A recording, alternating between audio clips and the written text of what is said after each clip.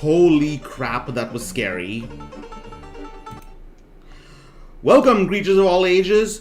This is Zosmus Tarkus here with another eulogy for the mighty king of India, Bindusara. First off, let's get this stream chat on the road. And there we go. Okay, let me just sit up straight. And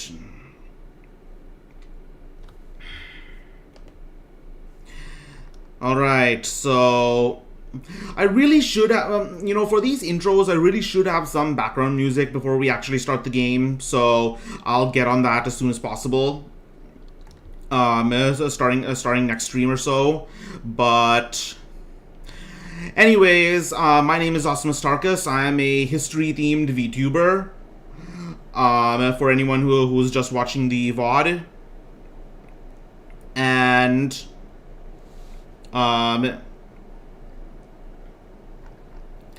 let's see.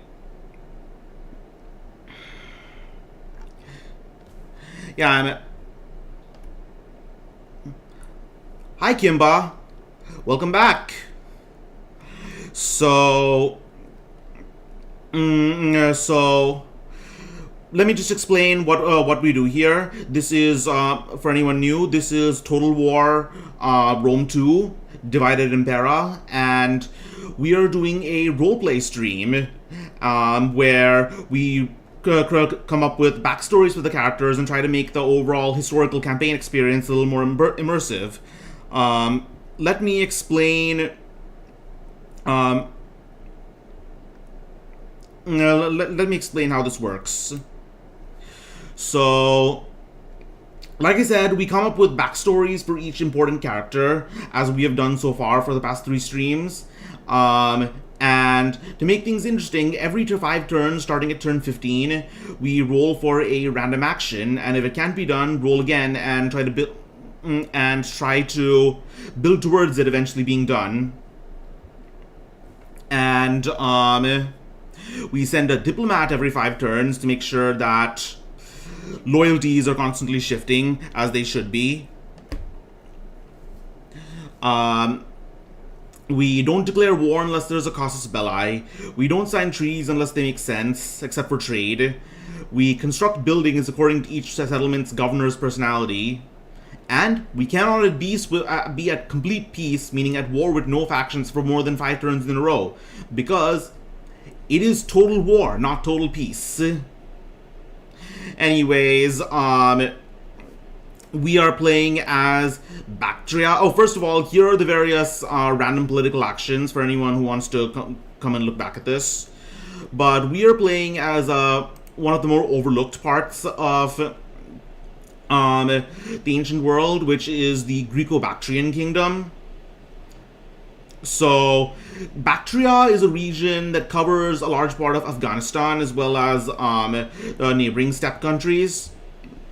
So, and back then it was, for a while it was part of the Persian Empire, the Achaemenid Persian Empire, but eventually Alexander conquered it, and it became a seat of power for a Greek polity. So according to Herodotus, there were Greeks already there, such as the survivors of the destruction of Barca in Libya, who were sent there by Emperor Darius I of Persia. It was originally a satrapy of the Achaemenid Persian Empire, but when Alexander conquered it, the political infrastructure remained, and it became a satrapy of the Seleucid Empire, or Syrian Empire, ruled by Seleucus Nicator, one of the Alexander's generals. The natives were still there, but there was now a ruling class made up by Macedonian soldiers and Greek colonists. Eventually, the ruler known as Diodorus I succeeded and proclaimed himself king of Bactria. It was a fairly peaceful secession, but eventually the Syrian Empire and Bactria did go to war. So the most important archaeological site we know of there is near the modern city of Ai-Khanum. The ancient city had faculties including a Greek temple, a gymnasium, a theater, and a large administrative complex. Now it's a bit harder, of course, to do archaeology thanks to the political situation there. However, most Greek settlers back then were probably men, probably like soldiers. So a lot of intermarriage with the natives probably occurred. So the people of Bactria were probably to some degree half Greek, half Persian. And it was very rich with natural resources. It was described as one of the most prosperous places in the ancient world, the 1,000 cities of Bactria.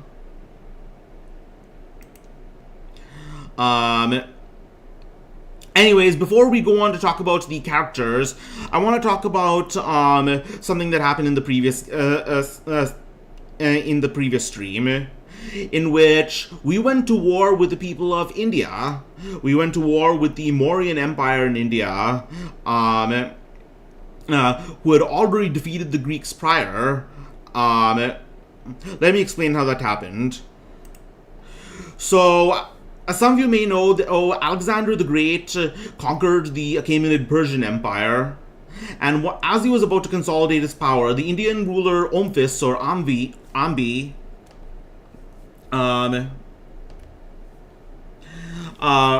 who ruled the region between the Indus and Jhelum rivers, asked for Alexander's help against his rival Porus. Alexander pushed further into India, and the princes that weren't quickly defeated eventually surrendered to him.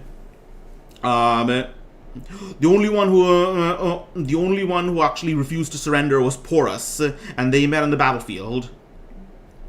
There are no actual Indian records of who Porus actually was, but most likely he was from an ancient tribe mentioned in the Vedas called the Pauravas. So the Battle of the Hydaspes, or Jhelum, Alexander ultimately routed Porus's army, but the havoc wreaked by the Indian elephants on friend and foe alike scared Alexander's generals so much that they refused to push further into subcontinent. Although, of course, this is according to an Indian scholar who I'm getting a lot of my information from. So when Alexander finally faced the defeated king, he asked how he wished to be treated, and Porus said, "As befitting of a king." Alexander was ultimately impressed and made both him and Omphis into his satraps. Porus didn't live much longer after that, because after Alexander's death, he was killed by one of Alexander's diadochi, or generals, Eudemus.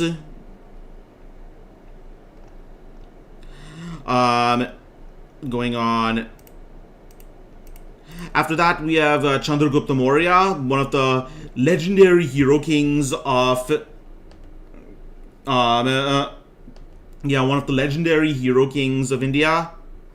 So, Chandragupta Maurya began his ascent to power by defeating the Nanda dynasty of Magadha, and he built an empire centered around the city of Paliputra in modern-day Bihar, state in eastern India.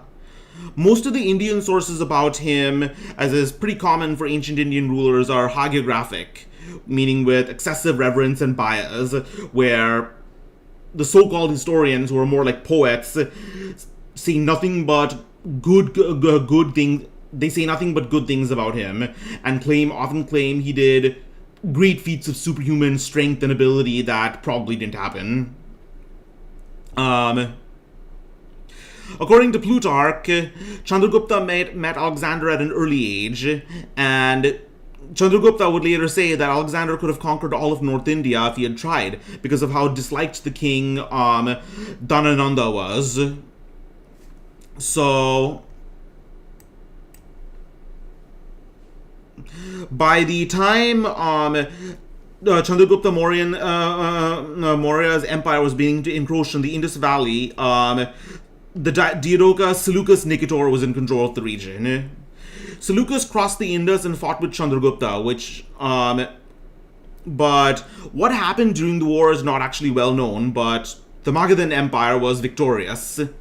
A peace treaty followed, sealed by Chandragupta's marriage to Seleucus' daughter Berenice.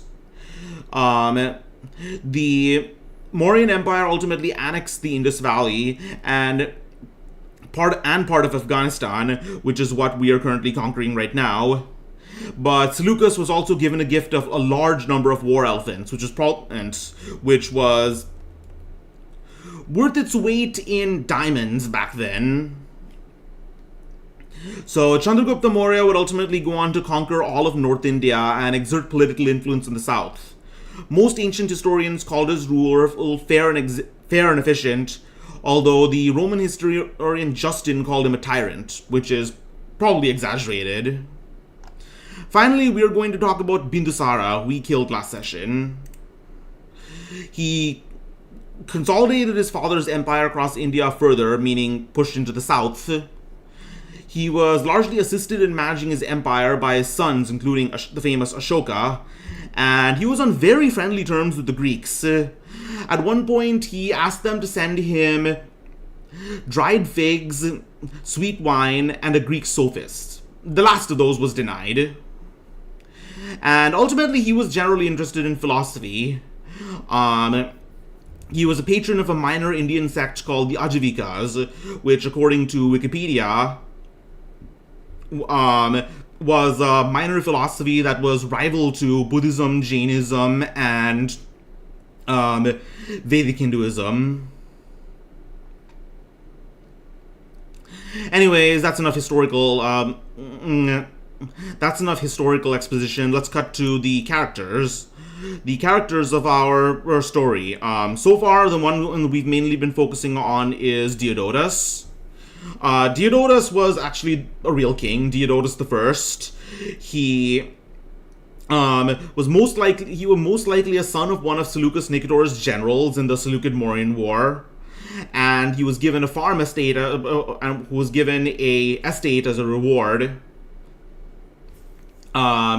His name literally means gift of Zeus, which means he's deeply devoted to the god of thunder. Definitely a patron of Greek culture. Greeks were noticeable for thinking of their culture as superior and refined, but then again, who doesn't? And we've added some more interesting details to him to fill out the gaps that history has. So his mother is a Sogdian noblewoman. His father was already in bad terms with Seleucus, and so for his safety, he was sent to live with his Sogdian grandparents. When he returned, he was educated in a gymnasium of Bactria, a gymnasium which was destroyed in a fire, and now currently he's working on building an even greater one. And at the age of 19, he had already convinced the Bactrian and Greco-Bactrian nobility to join him in seceding from the Seleucid Empire, now that Seleucus is dead. As of now, there has been no retaliation yet, and probably won't be for the near future, because we're currently cleaning up all of their enemies.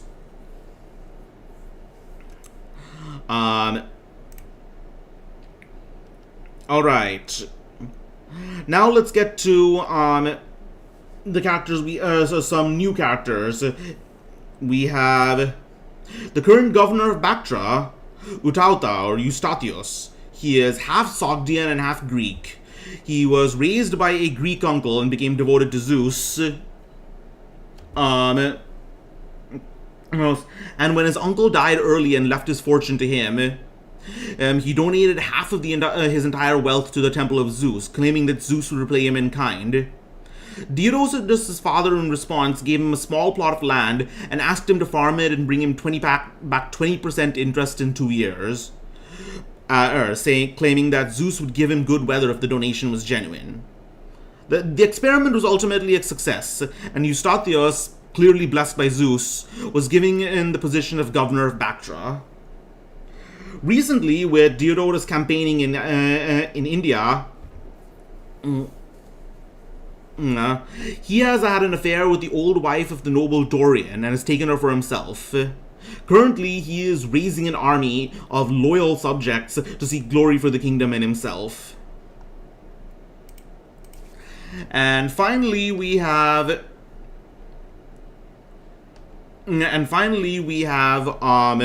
Rhea, Eustathios' Greek wife. She originally became a slave after her father committed financial fraud, and she was sold to Dorian, who made her his wife. The relationship became very abusive, and Dorian confined her. But while in confinement, she was visited by the ghost of an ancient Persian king, or so she claims. And upon that ghost's command, she escaped and married Eustathios, with the intention of molding him into a king that can restore Persia's glory.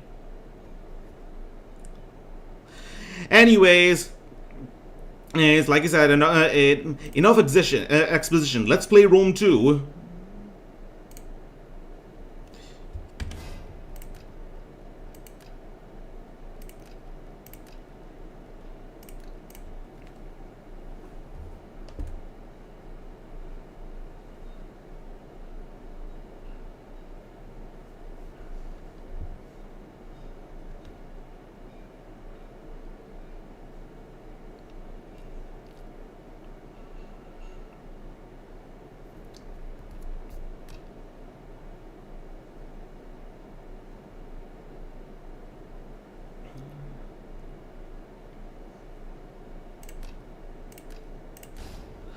Alright, so here is a more full view of our characters. We have Diodorus and his wife, Agape, have not had very good luck with children. So far, they are of all their born children, there have only 3 have died, as was common back then.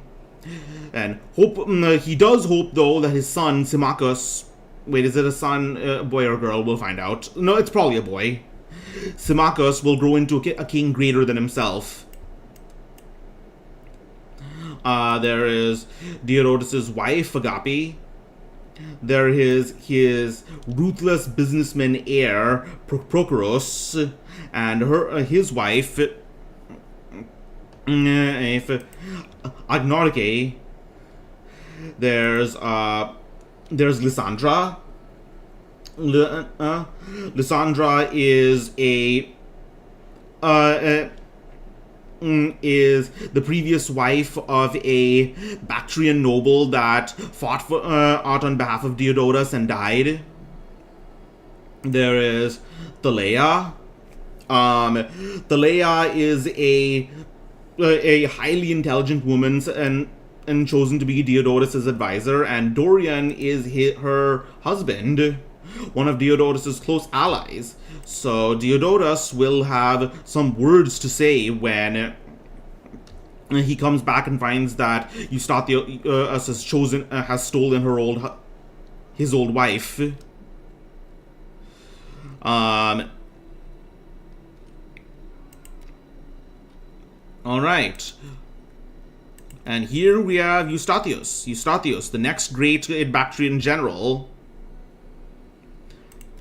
and his wife, Rhea. Anyways, last we left off, I was in a very awkward position because,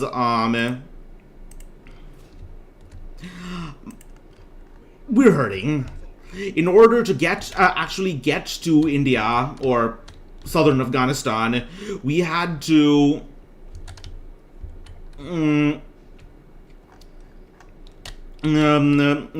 cross through a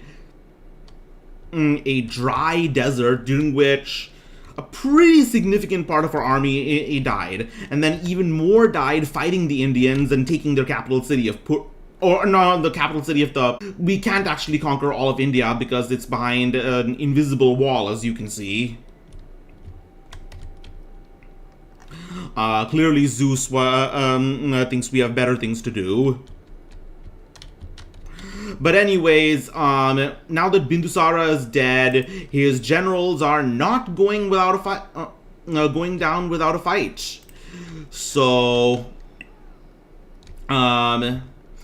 also currently we have Eustathius here. He is building an army, and I still haven't decided whether or not I'm going to actually go and have him reinforce as Diodorus, or go on off on his own northwards and fight the nomads.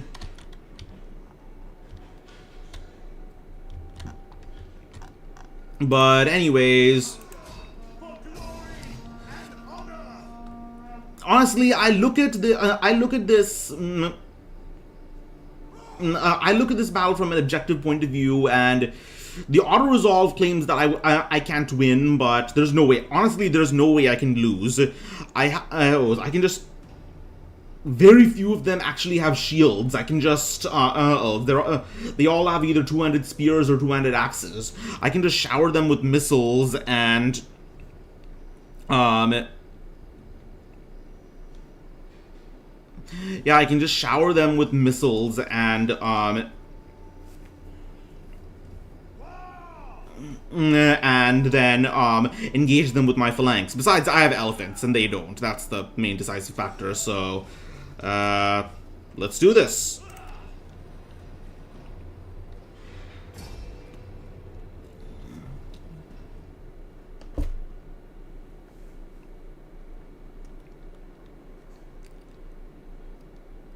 How's it going, Kimba, by the way?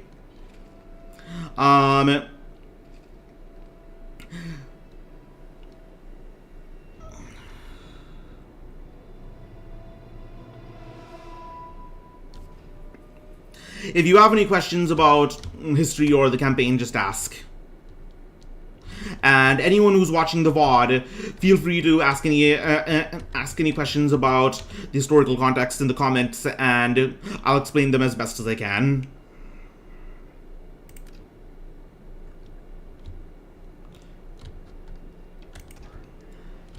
That's good. I'm doing pretty good myself, too. Okay, so we have... Javelin men and archers. Wait, let me just look at their army more clearly. Persian archers, naked spearmen, two-handed axemen, more naked spearmen, Morian reserve infantry. These guys actually have shields. And as do these guys. Okay, so these chariots are going to be a bit of an issue regarding harassment, so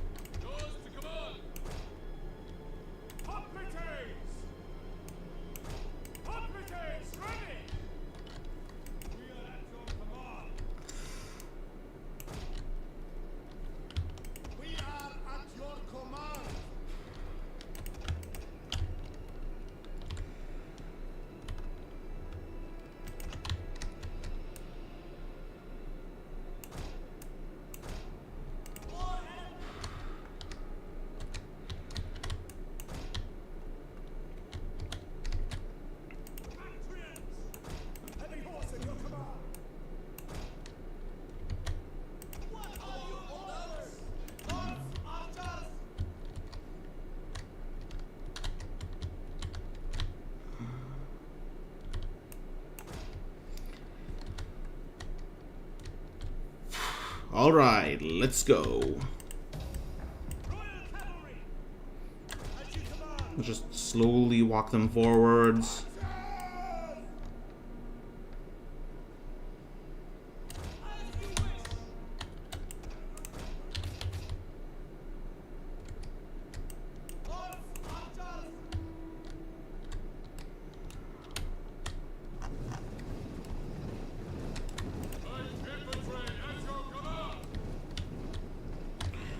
For anyone who watching this who doesn't know, this is a sarissa.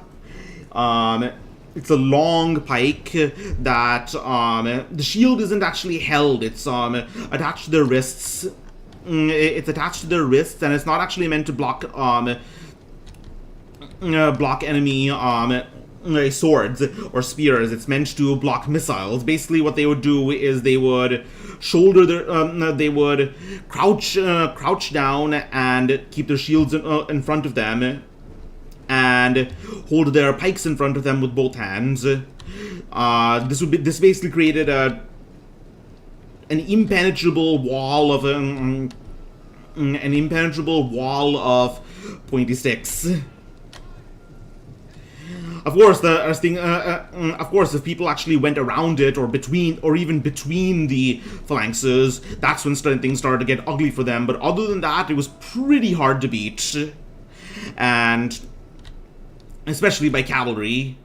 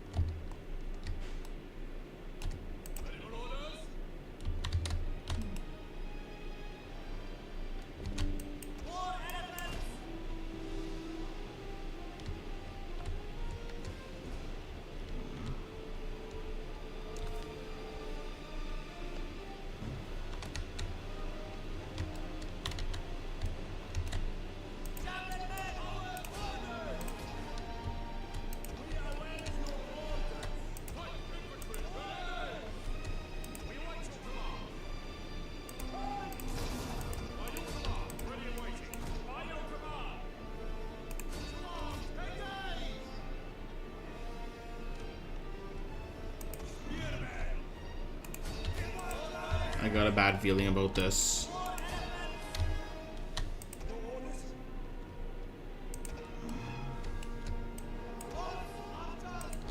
One of our units has used all its ammunition.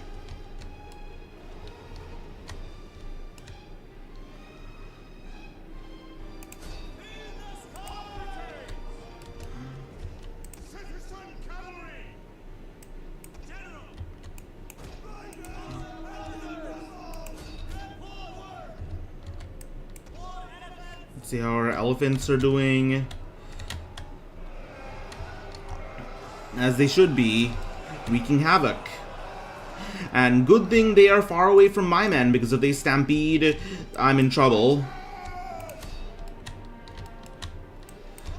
Chariots are currently occupied, chasing away my cavalry. This is good because it means that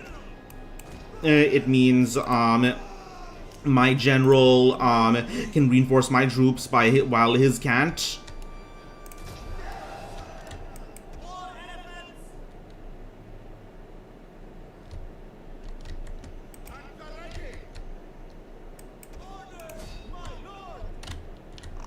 Let's get a shot of those pikemen.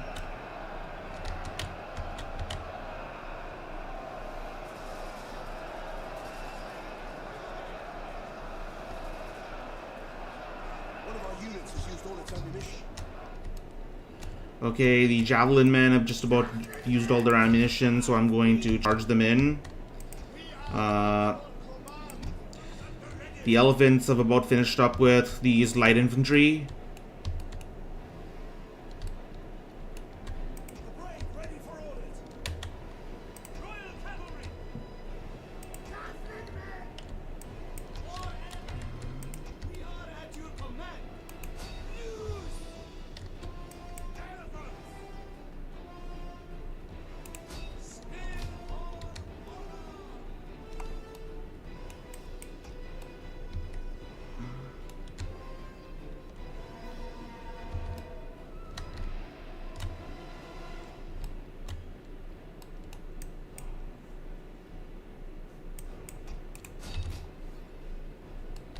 Alright, now I'm going to see if I can get in a juicy flank charge with these elephants.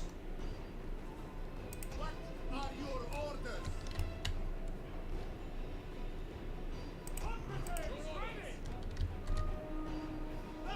Our men flee the field of battle. This is a shameful display. We await your orders.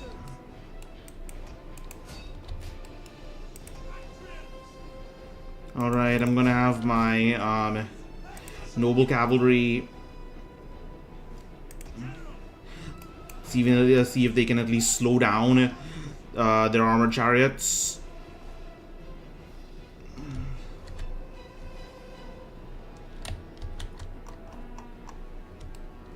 Yeah, that's right, bitch, you better run.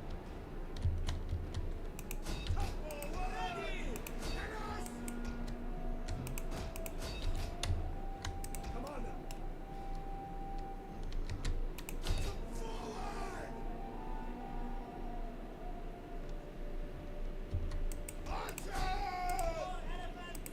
God damn, these elephants are just wrecking everything. It's under attack.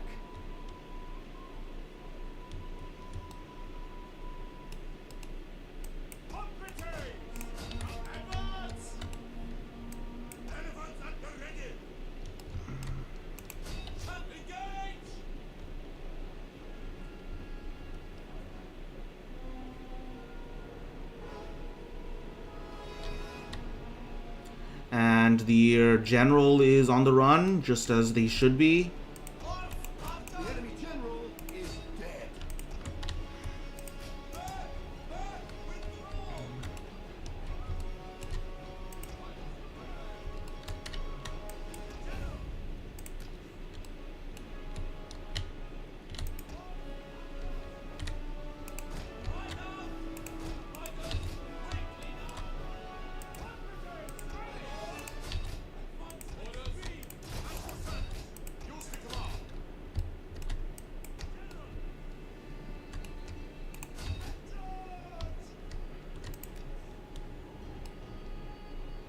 Yeah, that was indeed a dank auto resolve. There's no way I could have lost with these fucking monsters of Earth. One of our units has used all its ammunition.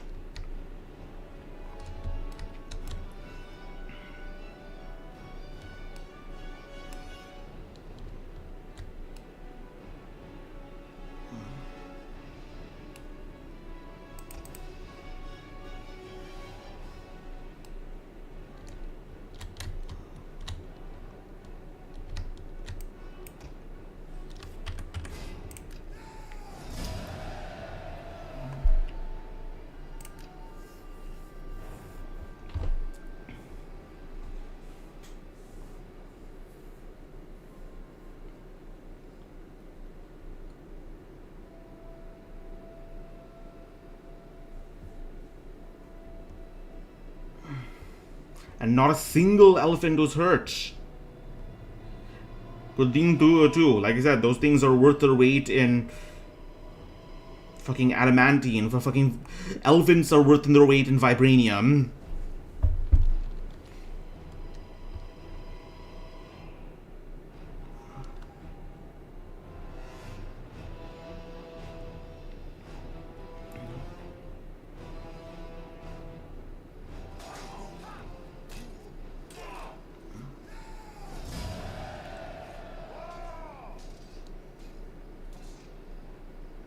Yeah, we're too starved to spare you.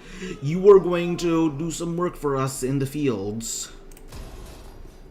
On the move. Ready for battle. Destroy them.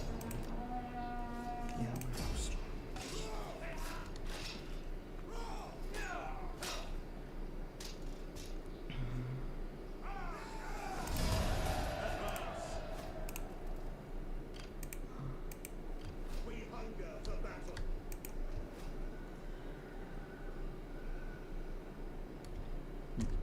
This place really has been ravaged.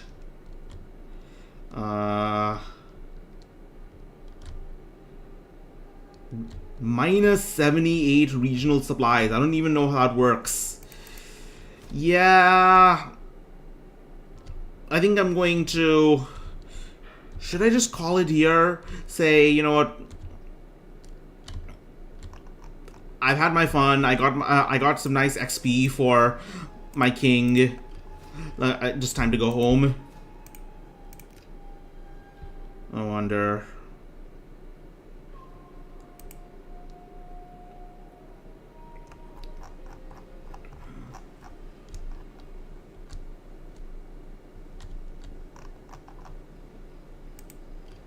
Ready for orders.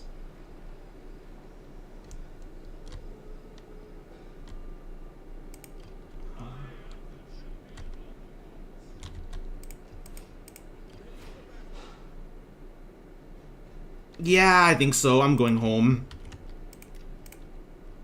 So we're just going to disband all our troops so that we don't have to go through the trouble of bringing them all back. And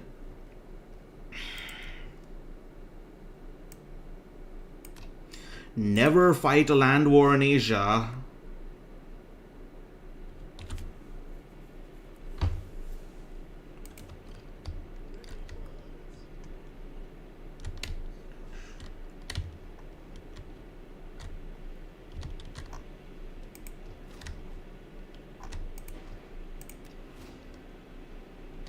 Well, at the very least, there's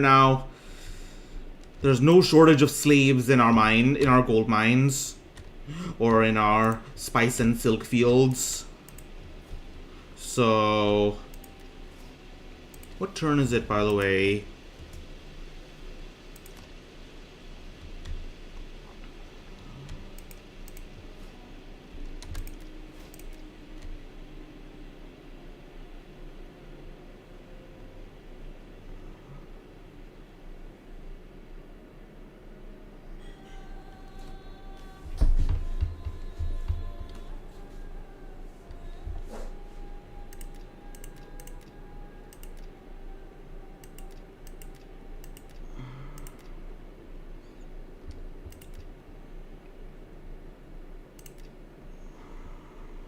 What do I need right now? What do I need more of?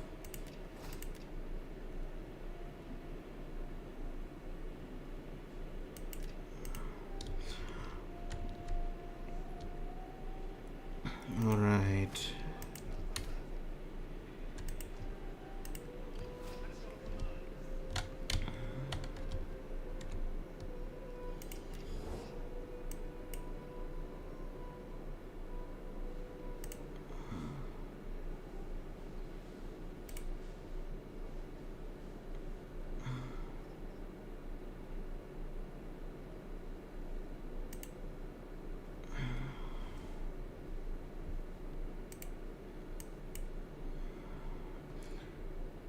I need somewhere to go and fight.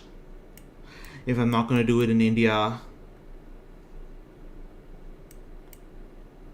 But I'm surrounded by allies, and these guys, I've already made a diplomatic mission to these guys, and they're clear that they want us to stay at peace. Where am I supposed to go?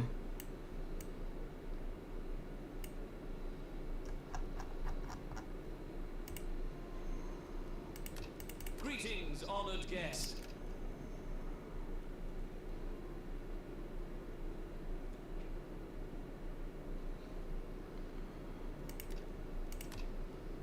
Can I have military access? No. What if I... No. Okay. What do I need to do to get military access from you?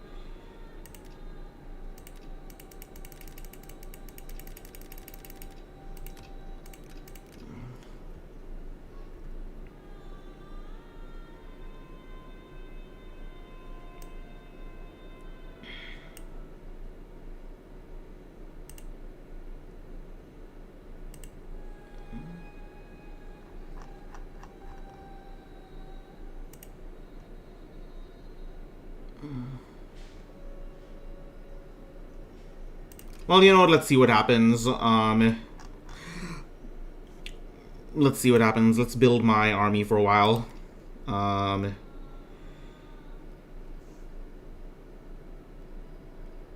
Let's get some javelin men, maybe. Oh, peltasts. Can't go wrong with these.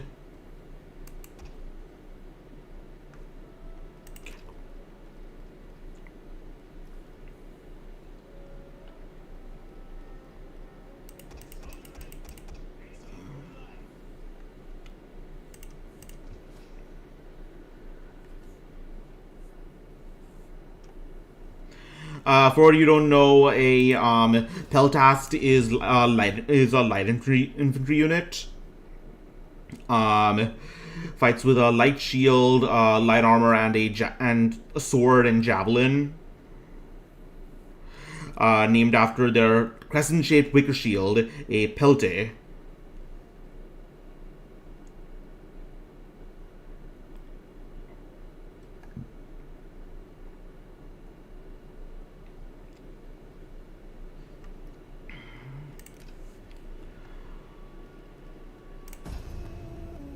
Alright, waiting.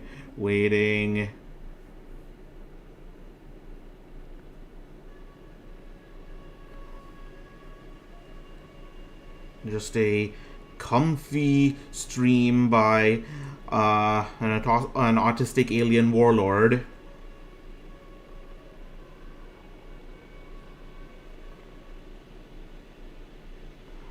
I have some ideas for what to do for future streams. Like, you know, I keep on with this stream, I keep on talking about Alexander this and Alexander that, but I'm not. How many people know who Alexander was? I'm not sure.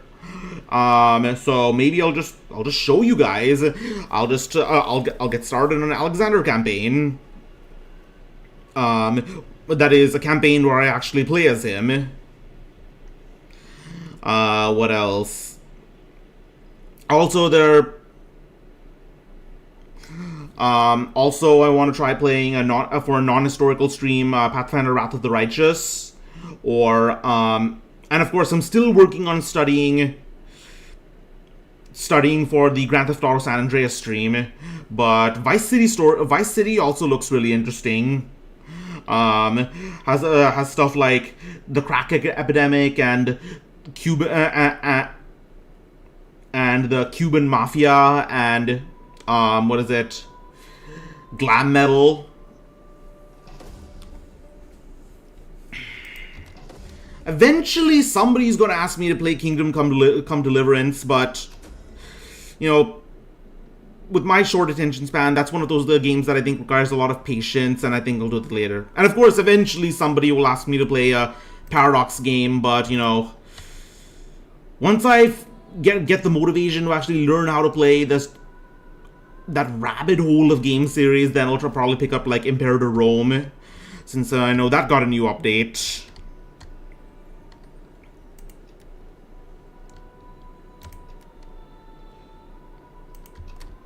Wow, that seems very straightforward.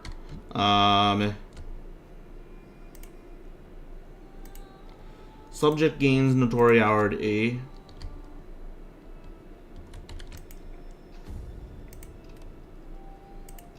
A priestess arrived from Bura. I'm not sure where that is, but the dice of the Oracle have foretold good fortune for our people. What would Diodotus do? He's a farmer, so he's very obsessive and focused.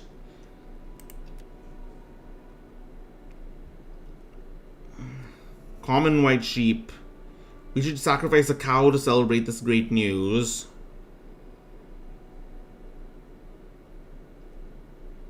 You know what, let's do that. Let's sacrifice a cow. That sounds like something Diodotus would do, since he will sacrifice one of his fattest cows.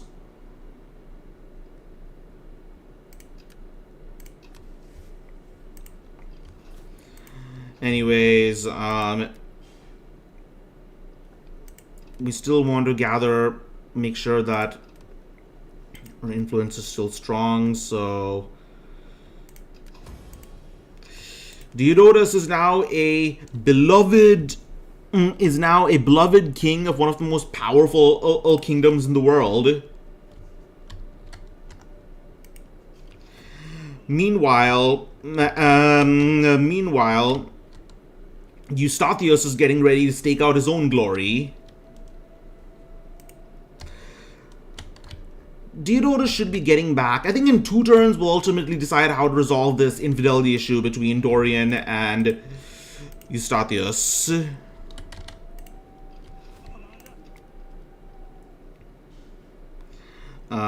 Let's see. Let's get ourselves a Macedonian phalanx.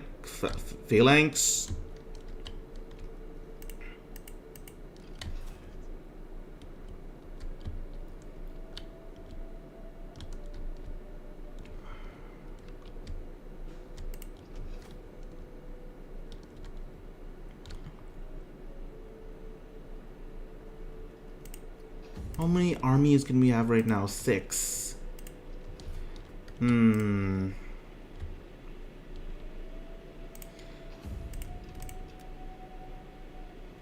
He's a brute.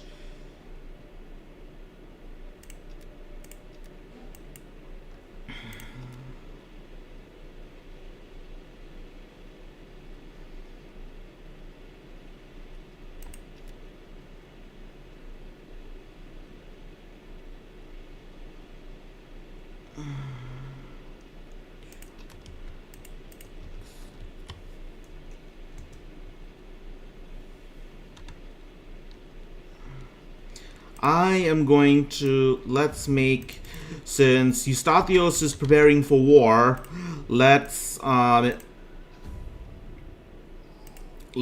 Charax the interim governor of Bactria. This guy has some nice bonuses.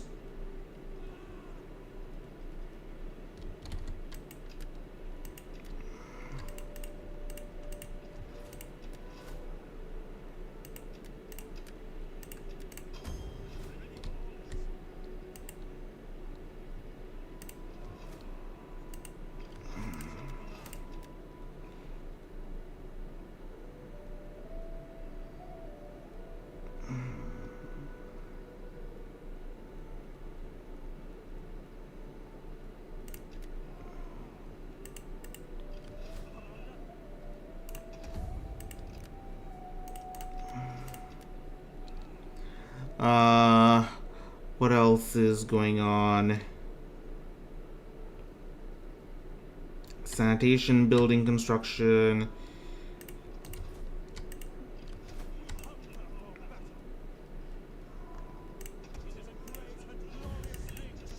I'm going to shake down the nobles for money just a little to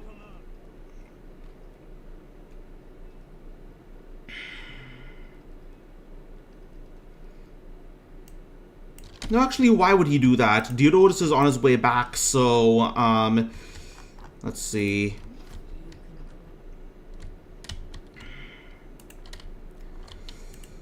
Let's see, what can...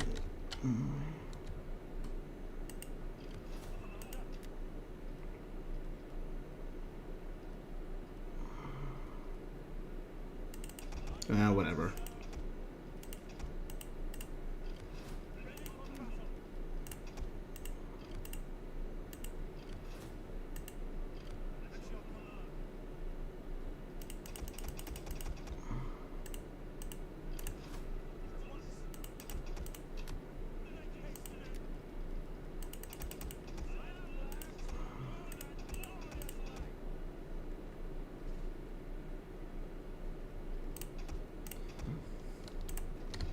All right.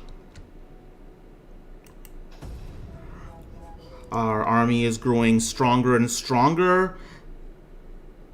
Then again, maybe I'm approaching this the wrong way. The people we're about to start fighting are nomads, which means that... which means that they're going to have a lot of horse archers. A phalanx might not be that useful against something like that.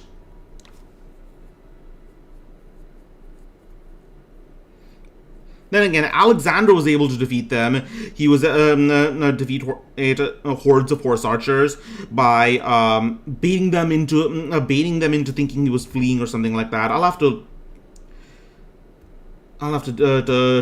talk about that later.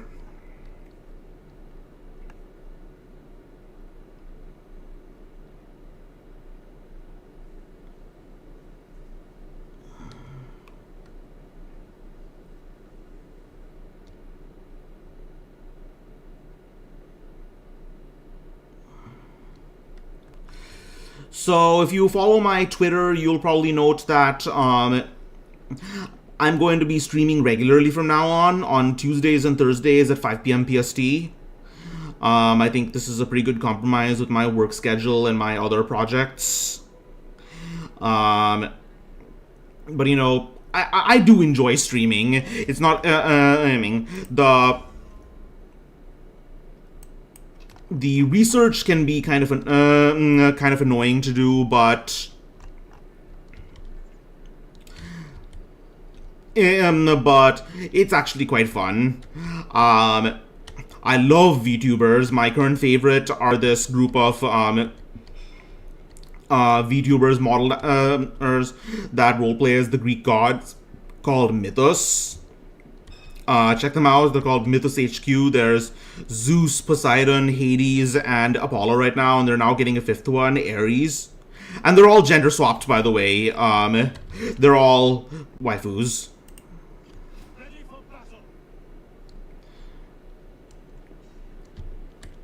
So let's start heading north.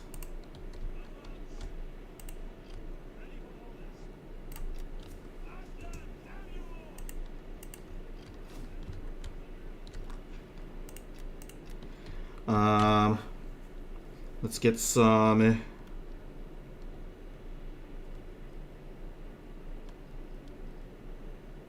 Sogdian camel riders. Interesting. Cantabrian circle, resistant to heat. I want these. Alright.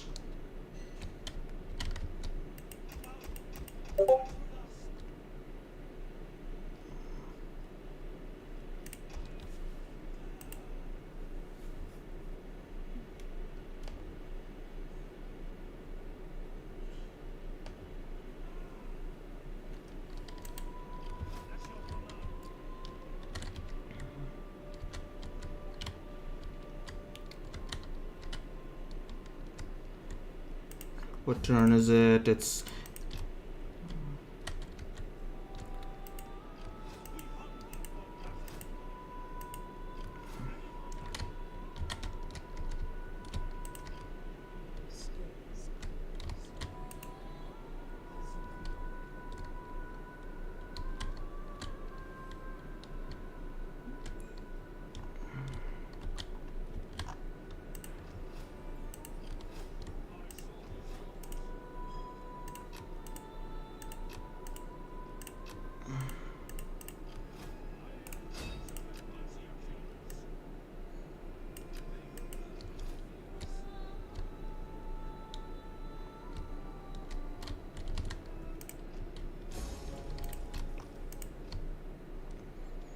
So, since we're abandoning this city, I'm just going to demolish everything. Just deny the whole thing to the enemy. Kind of scorched earth, not something, not very Greek, but you know what? I'm nothing if not adaptable.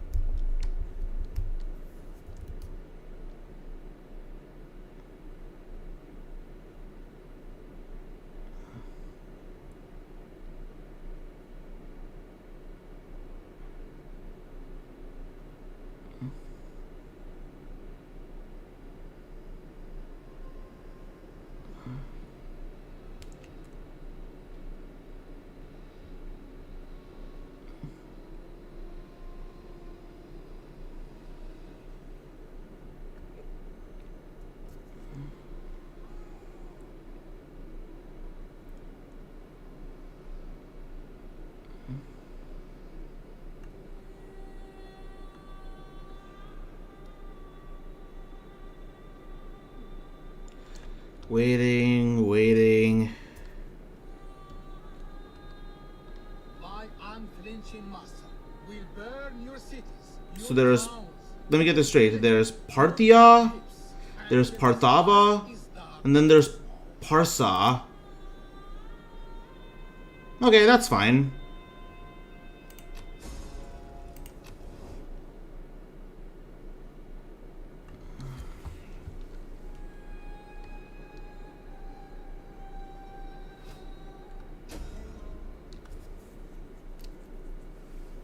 Military development or civil development. I am a just king, and I'm ready to start improving the lives of my people, I think. But my generals, on the other hand, can't help that.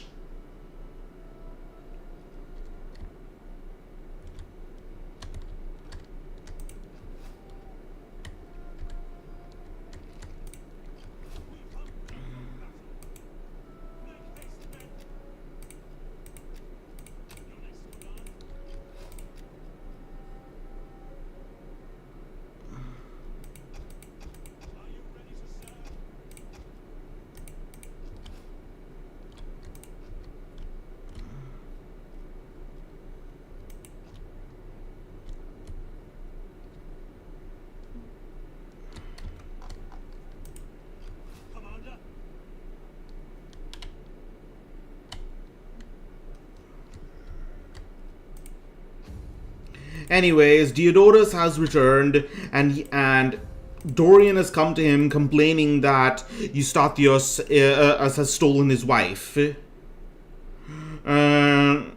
Stole his wife away, and 1 year ago, that is, and demands justice. Unfortunately, Eustathius has already left with a significant amount of men to campaign in the north. When he gets back, he will have a big surprise waiting for him. However, he will compensate Dorian by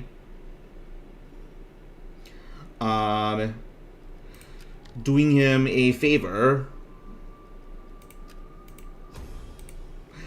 giving him giving him several gifts.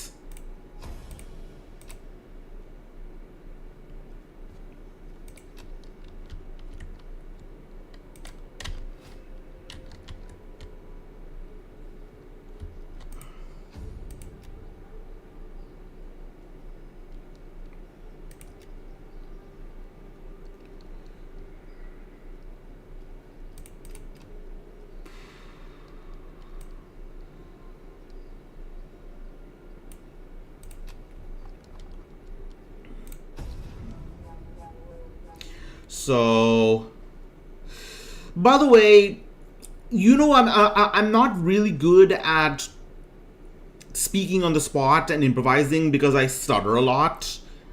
I think I'm pretty creative about these kinds of things, but ultimately what role-playing comes down to is, in these kinds of games, is doing things that you wouldn't normally do.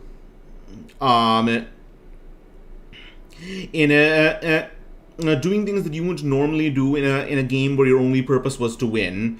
So basically, role playing literally means hobbling yourself. And ultimately, I think that's what this game is about. It's sort of like a challenge mode. That's what these streams are about.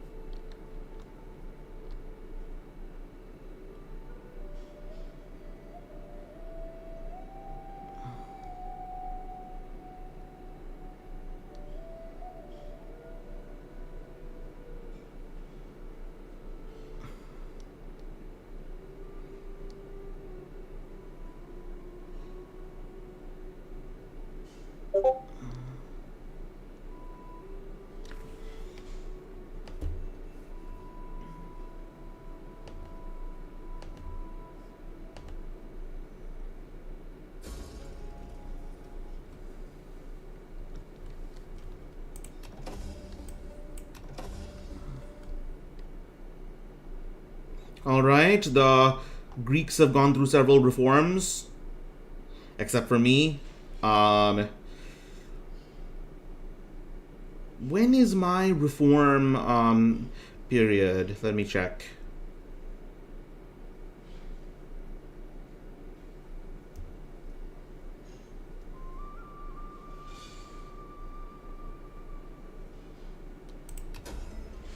Uh-oh. Ah, crap. Indians won't go to, Indian slaves do not Jai Hind, that's what they say. Glory to India.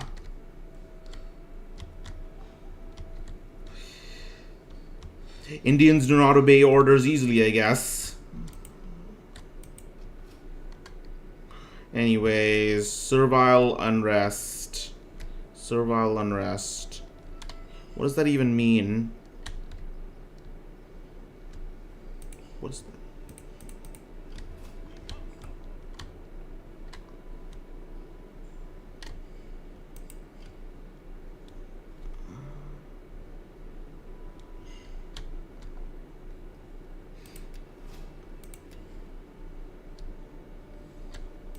What level of Imperium am I at?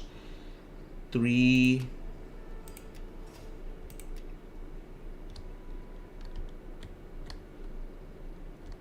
Alright, I should get... Yeah, I should get reforms pretty soon. Anyways... Yeah, it's time to wreak some havoc. Masaka.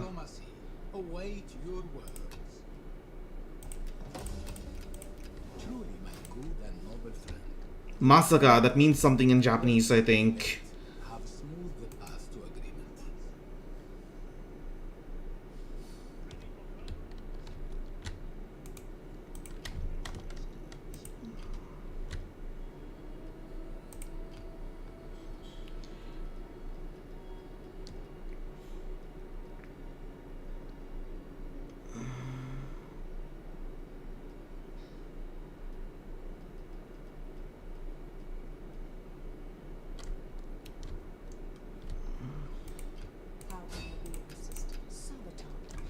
All right.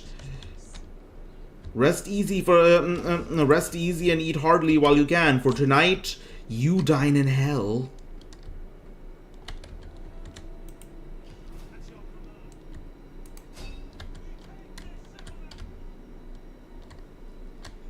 Anyways, let's roll for all right, let's see what tomfoolery the Diodorus house is up to right now.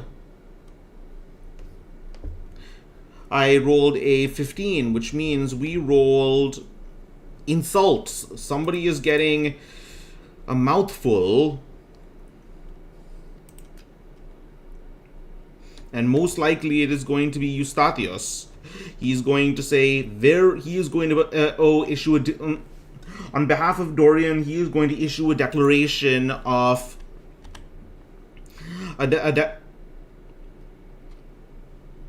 he's going to start talking crap about one of his most valued generals. That'll totally work out fine. And diplomacy. What's diplomacy, anyways?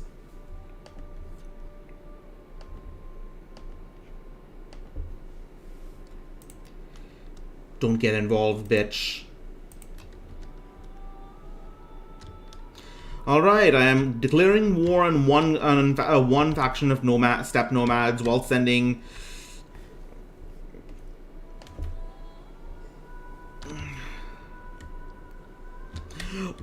a diplomat to their allies, basically telling them don't get involved.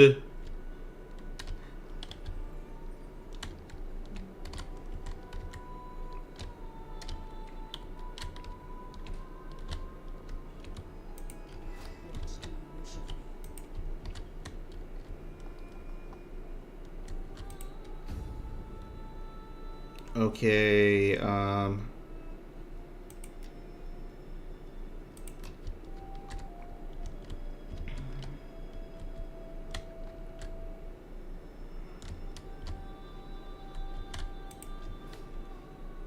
more waiting. Ready for battle.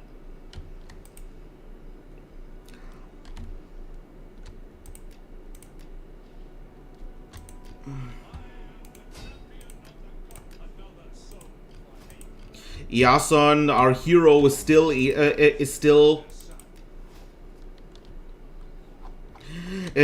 roaming around in Afghanistan looking for trouble. Wait, is this area, is it Afghanistan or a part of Afghanistan now, or is it Pakistan? I think it's Pakistan.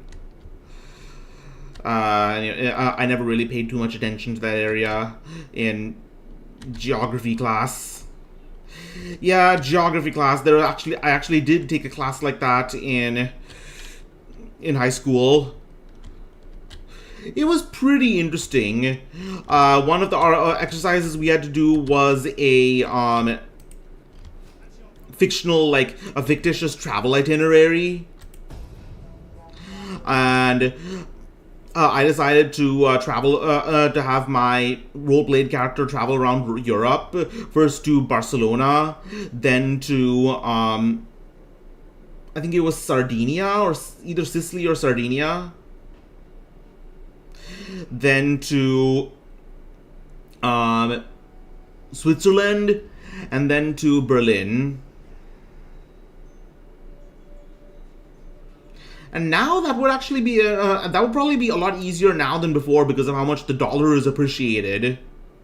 Probably not as cheap as going to Japan, but still.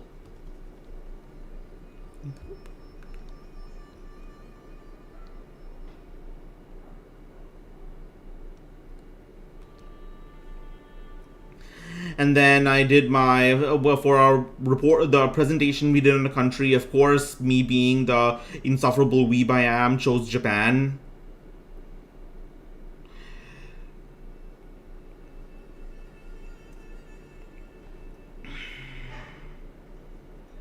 And luckily, I was the only, and luckily, we humbly ask for a single modest subsidy to help our people in a dark time. fair enough. But yeah,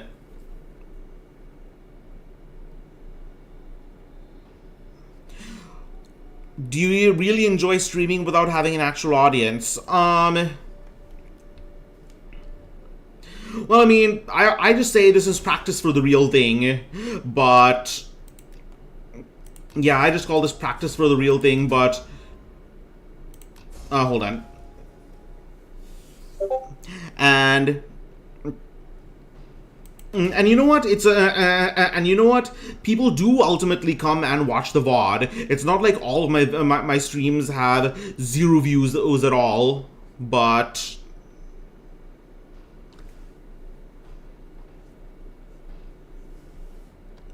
yeah, see? There you go. Oh, Marco, I'm here to Marco is here to hear.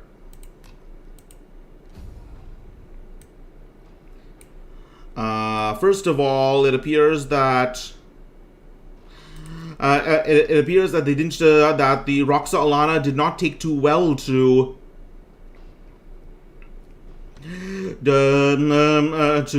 threatening their people with slavery, and so they kicked my wife into a well. Time to die, bitches. Speak quickly and well. Speak ill slowly, and I may feed you. Good. Our warriors do restless.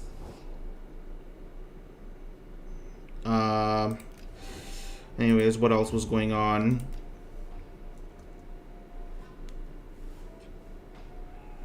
In fact, Diodorus right now now is so upset that in a few turns he will go up there and join in Eustathius. Dynastic politics and sex scandals aside, this is war now. Our Thracian slave girl has been captured by a political opponent. A trusted member of our household for many years, she knows everything about her family. These people will use her knowledge to ruin us.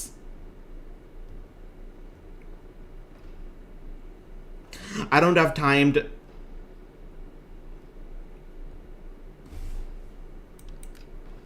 I don't have time for this.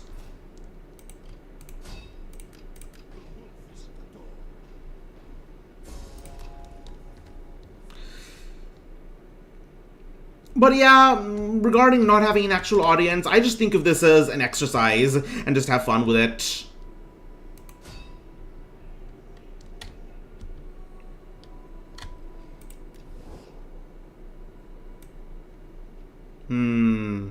Ideological lines are clearly drawn.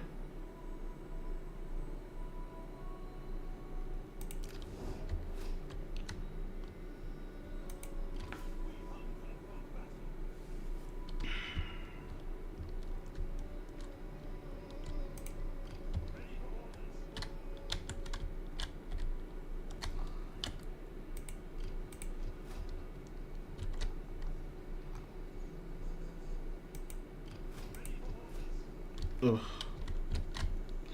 More walking and more waiting. Totally fine.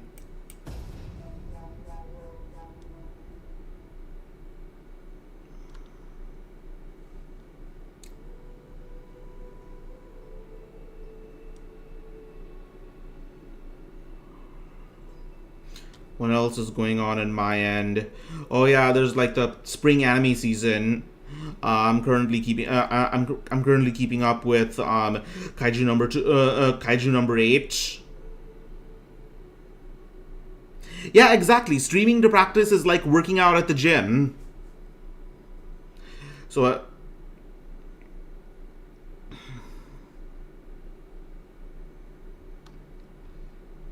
Man, maybe I should actually. Maybe I should actually take that hard in real life. I could definitely use a day or two at the gym.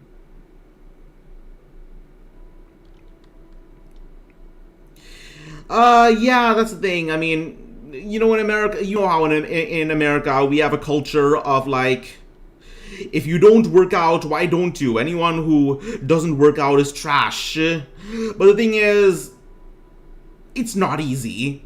Certainly not easy for everyone. Working out is not everyone takes it the same way. I believe studies have shown that people's response to strenuous exercise is largely genetic. Like twins are more likely to.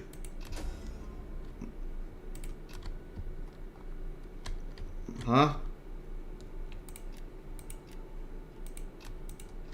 Like twins are more likely to share in a dislike or like for exercise, and I think I ultimately have the genes that basically say exercise is a form of masochism. It's putting yourself through pain that you don't have to, and I hate it. Maybe it's because I'm autistic. I mean, how could I put myself through strenuous exercise if I can't even shower every day due to sensory issues? The best I can do, I think, is is walking regularly, and occasionally trying to run with one of my friends.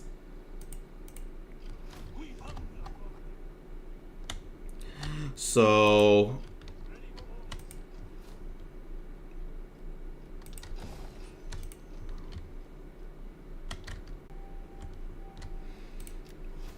Let's get those military reforms in order.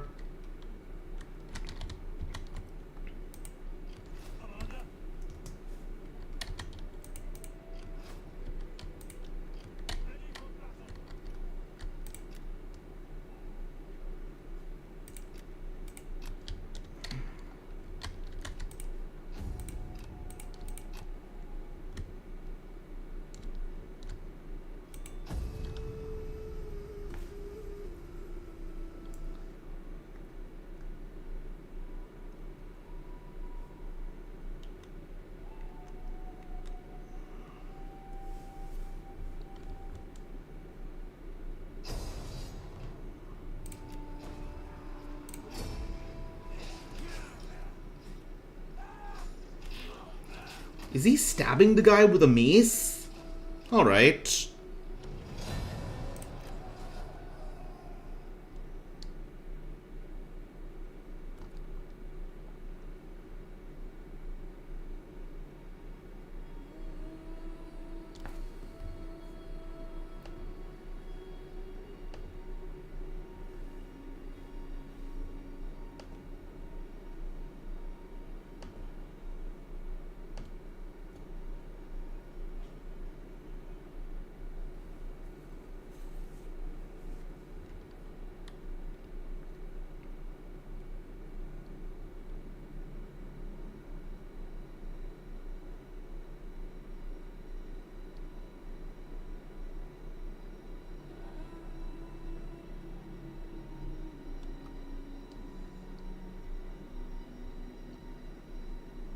Only the greatest dare speak of peace to their enemies.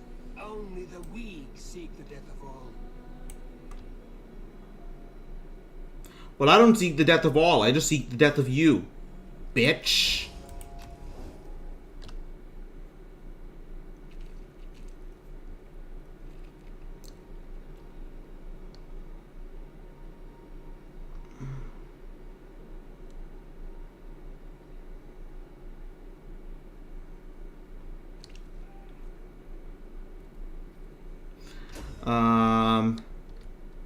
Local bandits have offered their services to intimidate the opposition. How do you proceed?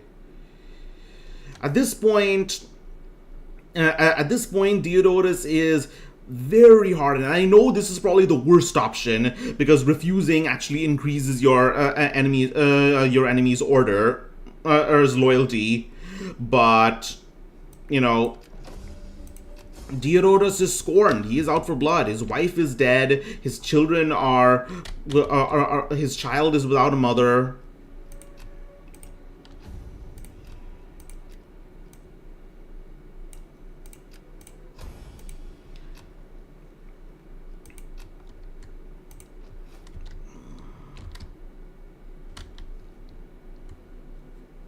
Huh?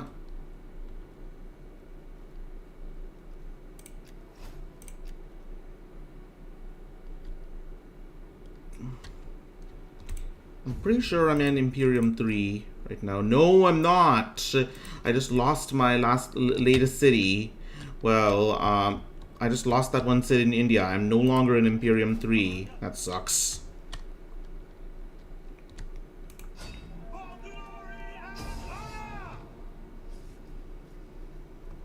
They're actually choosing to fight. Alright. This is going to be a pain. They're going to have to build a fort, and I'm going to have to slowly push my way in. This is going to be so annoying. I'm going to just painstaking push into past wooden stakes, but, you know, guys got to do what a guy's got to do.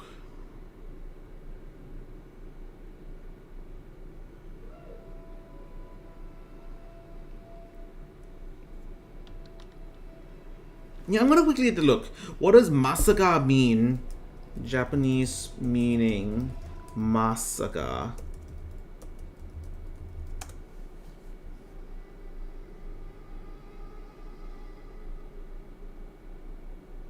It's an interjection used to express. It's like massacre. No way.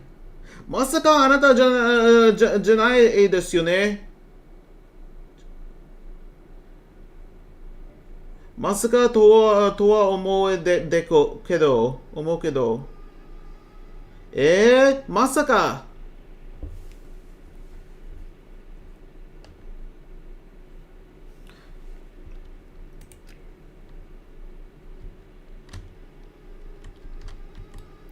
So I don't know what those means particular. Like I know a bit of Japanese, just enough to get by. I understand a lot of the words. My vocabulary is pretty good, but actually putting them together into sentences, no way. The grammar is just way too foreign.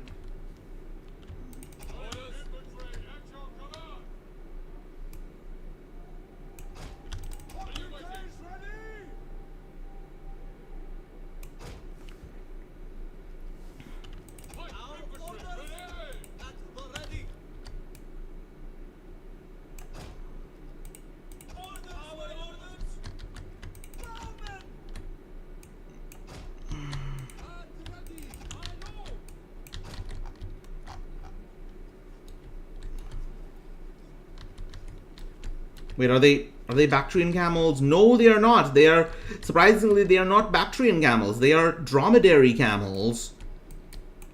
Dirty foreigners. For any of you who don't know, a Bactrian camel is a camel with 2 humps. A dromedary camel is one with 1 hump. That's it.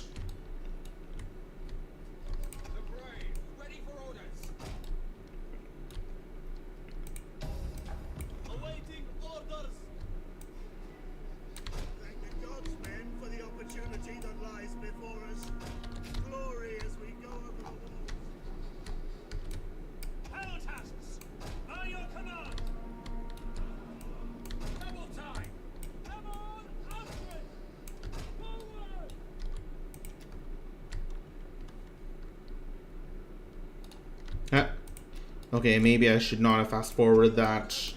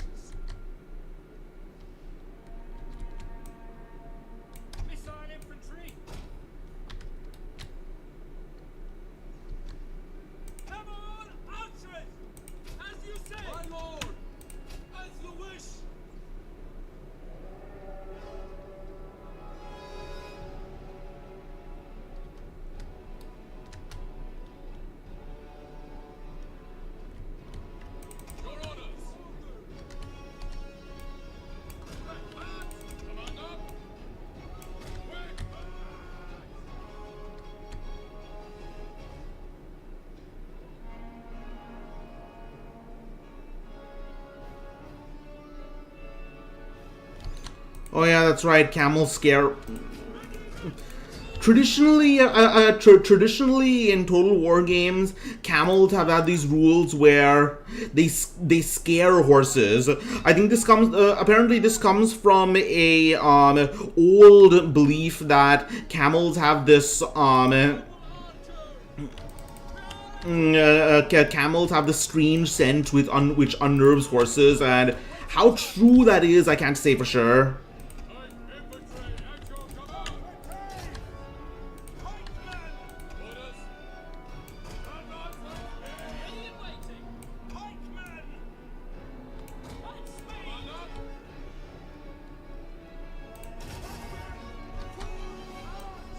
Ready for orders.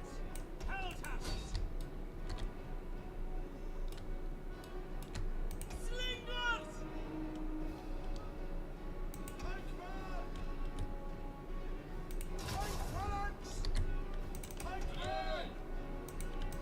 At your service. Hell taps. Break the line. At your service. Come on, out. All right. Yeah, one thing I noticed about what is it?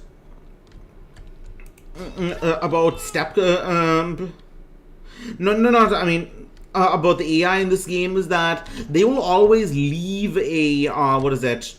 They will always leave their forts, which makes no sense. If you're just gonna step out of it, what's the point of building a fort in the first place? But you know, I guess the AI just wants to give me a handicap because they think they're all that. The men are wavering.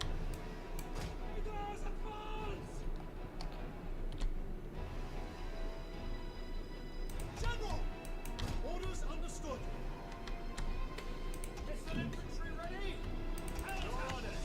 Prepare to engage. Your orders? Never surrender. Commander. Back them down. Down at your command.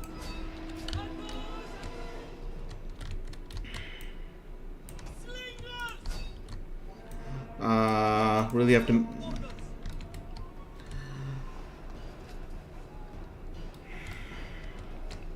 You know, the problem with ranged. I mean, you know, the problem with ranged units, or be they in any game, be they guns or bows, is always the same. As you saw in my last attempt at playing Oblivion, you eventually run out of arrows. But that's not always the case in real life. A famous example being the Battle of Carrhae, when the Romans were massacred by the Parthians, and in which they just never ran out of arrows because the general Surena actually brought cartloads of arrows. Whenever they ran out, they would just get more from their carts, and they would never actually engage, make a committed engage. They would either just cycle charge with their lancers, or they would or they would just keep running around doing Parthian shots with horses. General! As you command! Thanks! General! Yes, Commander! What are your orders? Obliges ready! Yes, Commander! Pikemen ready for orders! Obliges ready! Commander! As you command! Commander! Your orders! By your command! Ready and waiting. Loose! Our general is under attack. Ready! Understood! Light infantry at your command! Riders at the double! Advance at speed! Forward! Ready yourself!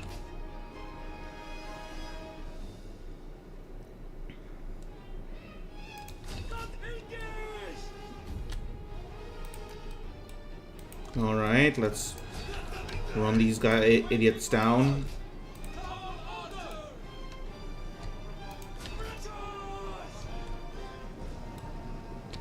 One of our units has used all its ammunition.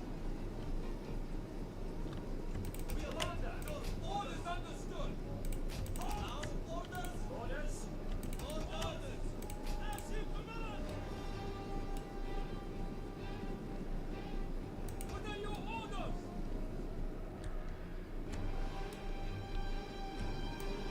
Come on, answer it.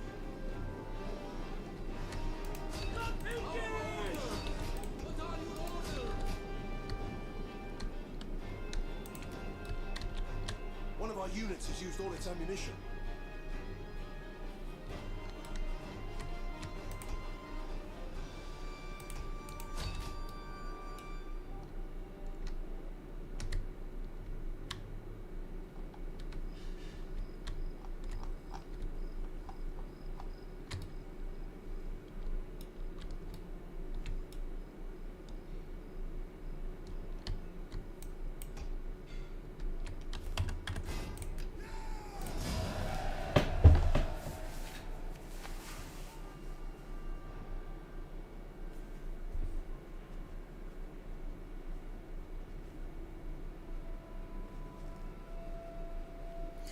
Alright, decisive Bactrian victory. We haven't suffered like a crazy defeat just yet. Just yet that would actually put us on the defensive. So but anyways, winning battles isn't anything. It's also battles isn't everything. King Pyrrhus of Epirus won several battles against the Romans, but he lost so many troops that he couldn't continue fighting. So it's not just about winning; it's how you do it. Right. And what happens after? There's always there's the battle's aftermath.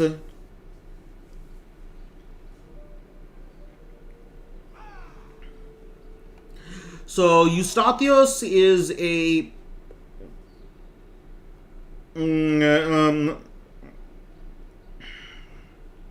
this is a decisive victory. So his troops probably won't complain too much if we ransom the enemy. And Eustathios is a just philosophical Greek. So. Advance. Commander.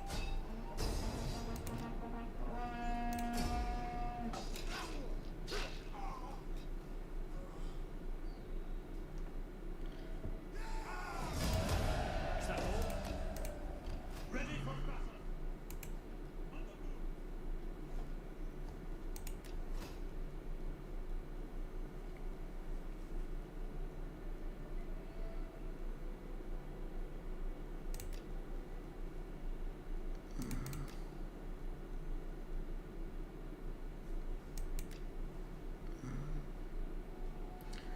Anyways.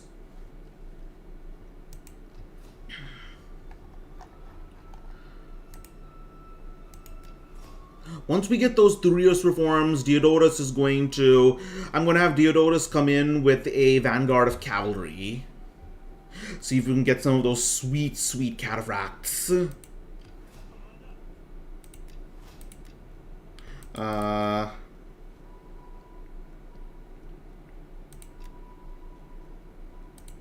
Let's see.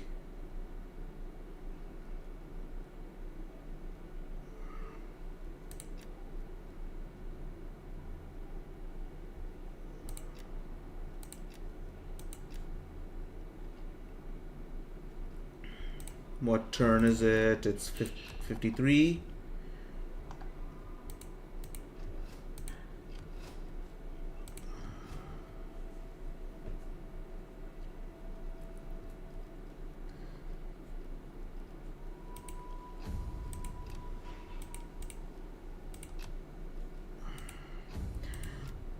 So go on vacation, leisure time. This is one of those things that from a role-playing perspective has always fascinated me about political actions. going on vacation, taking a break from politics improves cunning and improves gravitas. Why is that? I wonder why that is.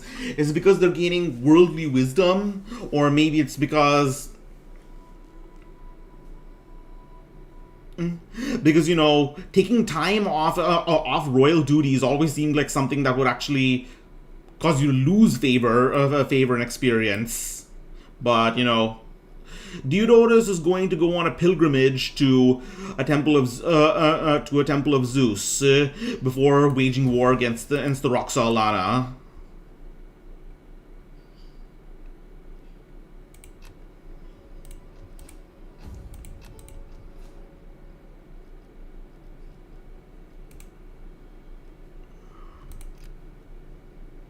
So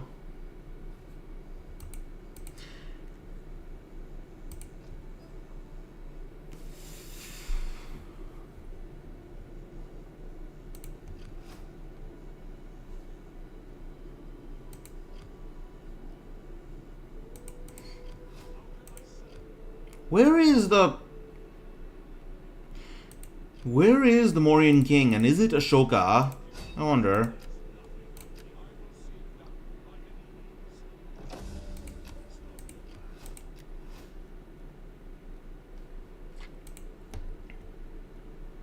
Anyways,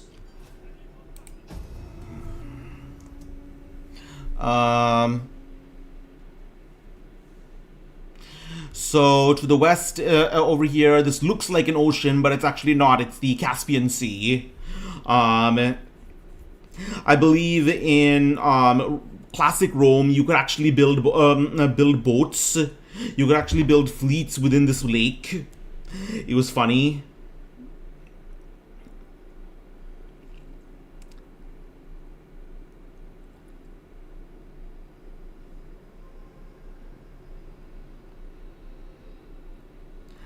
And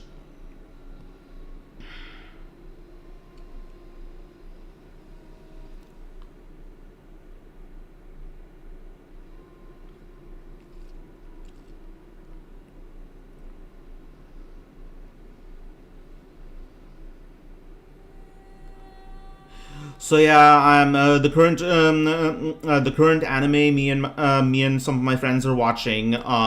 There's Kaiju number 8. I in particular love that, and I'm amazed that One Republic made made the ending theme for it. Like, I remember when I was a kid, and whenever I turned on the radio, like half of the time it was One Republic or something similar, some pop rock, some light pop rock band in One Republic style. But yeah, I still maintain that it's highly influenced by whoever wrote it was highly influenced by All You Need Is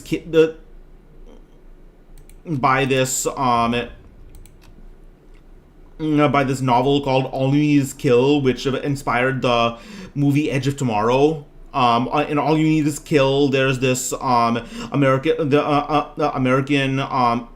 heroine Rita Vratoski, played by Emily Blunt in the movie. She uses this enormous battle axe, which apparently the blonde girl from California in Kaiju number 8 uses.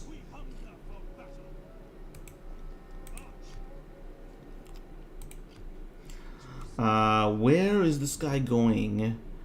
To my lands, maybe?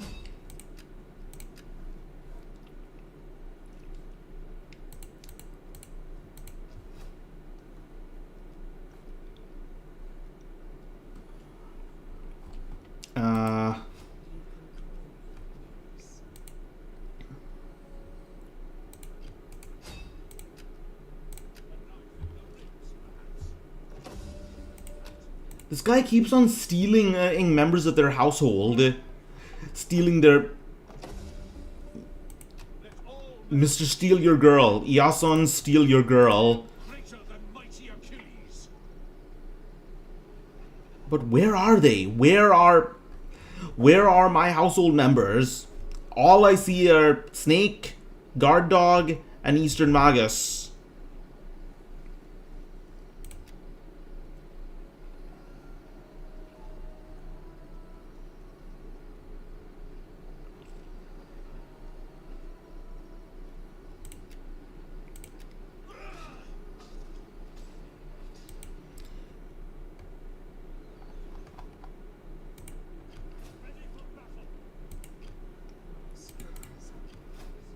All right, we are construction complete. Granary, very nice. Nope. Still not enough food. How taxation works in this game is really interesting. If you tax if you don't tax a province, then the province is self-sufficient. It doesn't produce or consume food. However, if you start taxing it, it gets consumed to the food supply chain in across your empire, and it can either produce or consume food. In this case, the domain of the Haraiva is consuming it, and so I still need to build more farms in order to actually make it feasible to tax it. So no large armies until that happens.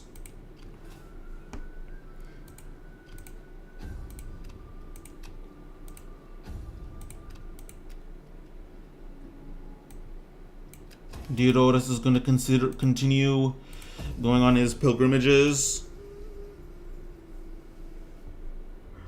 And Zeus is like screaming from the heavens, "What do you want me to do about your dead wife? Just steal someone else's." I mean, that's what I always do.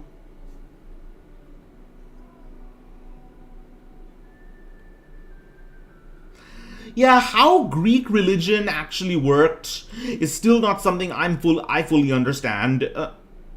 Like, a lot of the myths that you see in the famous myths, like the origin of Medusa being violated by a Poseidon in the Temple of Athena, or Cupid, the story of Cupid and Psyche, nobody actually believed those things as religious truth, like a lot of Indians today believe the Indian myths.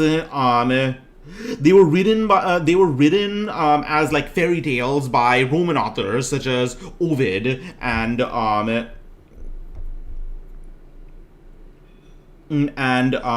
Apuleius.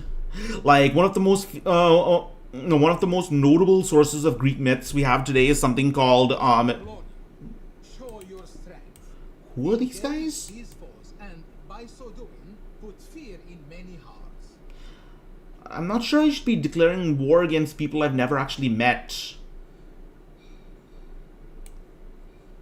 What can I actually get out of it? No.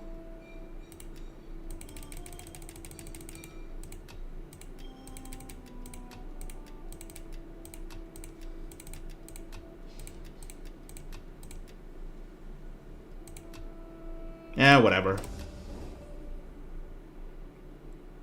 I'm giving until I'm done with these nomads, I'll give them moral support.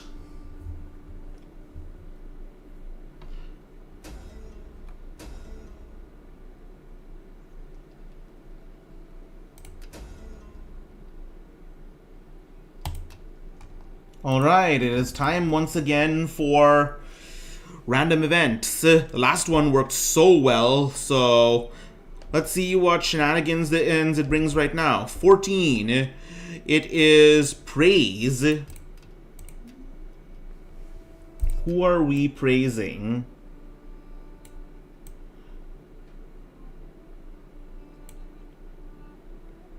I must say, my dear Dorian, you were handling your wife being, you were handling this NDR thing very well.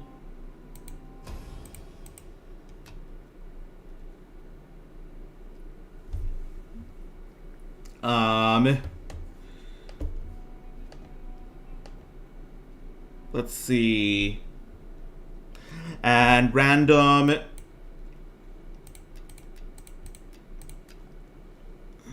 And random send diplomat. Let's see. We will send a diplomat to the Seleucids. So that faction that I declared war on. Oh, they're all the way over there. Would have thought. Okay.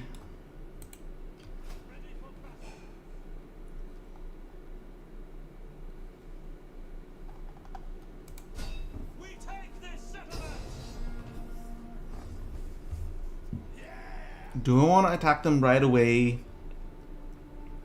So the thing is, as you might have guessed, considering it's an army almost entirely based around spearmen, Greeks are not very good at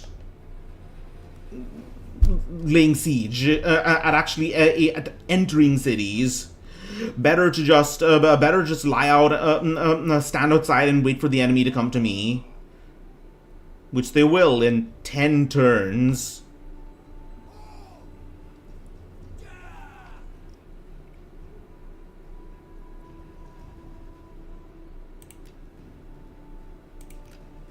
Laying siege to the settlement.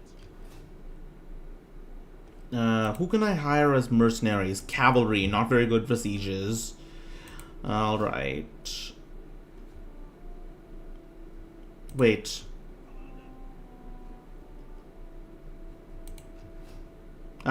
Extreme drought.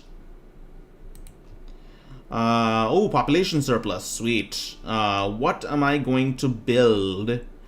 The current governor of this area is Charax, and he likes agriculture. He's very philosophical. I'm told that even the poor find shit offensive, don't you know? So,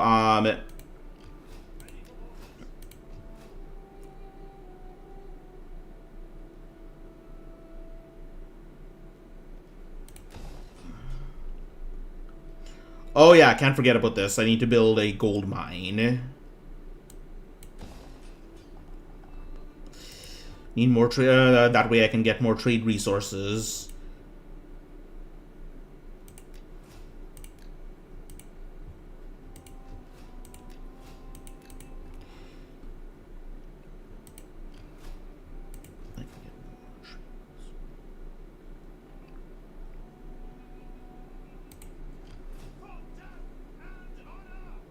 Alright, do I want to actually attack? No, I don't think so.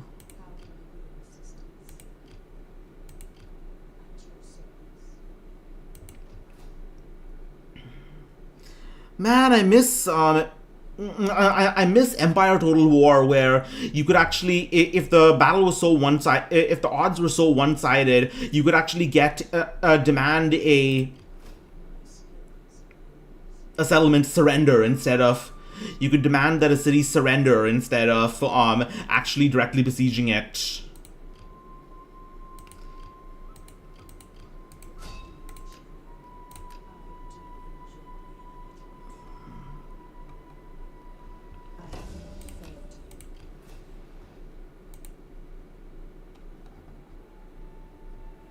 So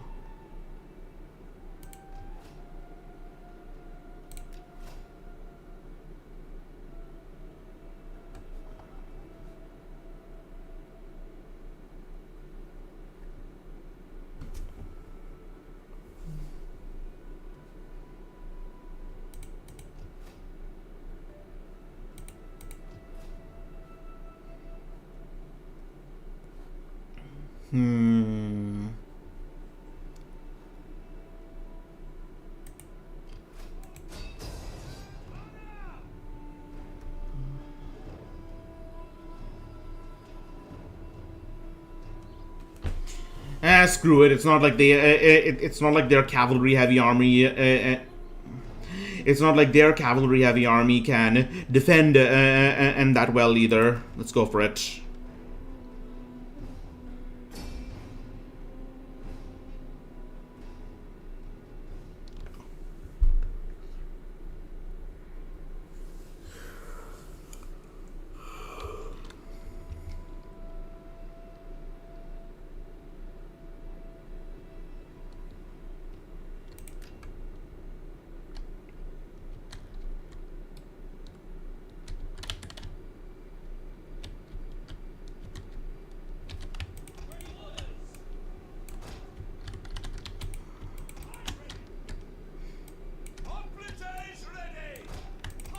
Alright, they are sallying out onto the field. So,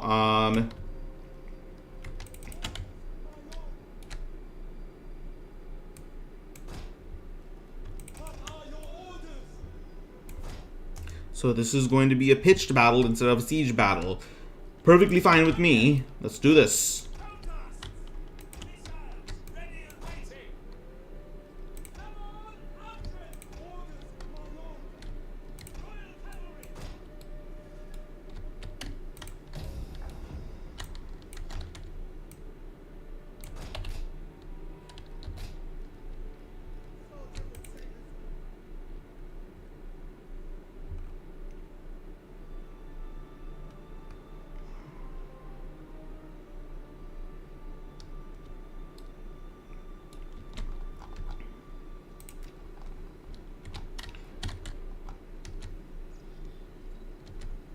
I really wish I had more. I mean, it's kind of hard to do this in the heat of battle, but while streaming. But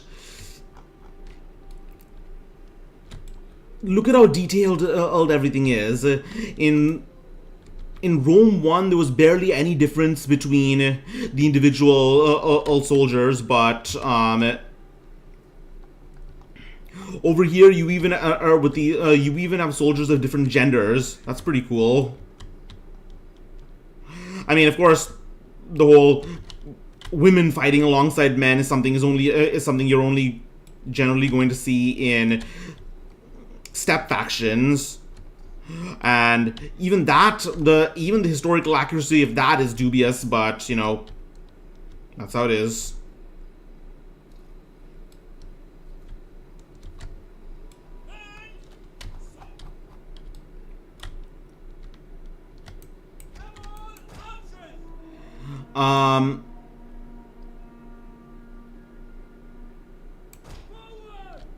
So regarding women warriors in Scythia, among nomads, one thing you have to remember is that generally the less organized and less stratified society is, the better things are going to be for, not the better, but the more opportunities there are going to be for women and the more responsibilities, because when you don't really have a standing army and you're just gathering whoever you can find, there's no reason why you wouldn't want to bring a few women who would be willing to fight if you were short-staffed for a raid. But the thing is, those societies often generally tended to perform poorly against actual factions with actual armies. So, which is ultimately why society remained patriarchal for so long. Organized societies ultimately ended up leading to were more patriarchal. I know a few people who say that there's a reason for this, which is that there's actually a reason for this, which is inheritance. When you have formal property laws, you want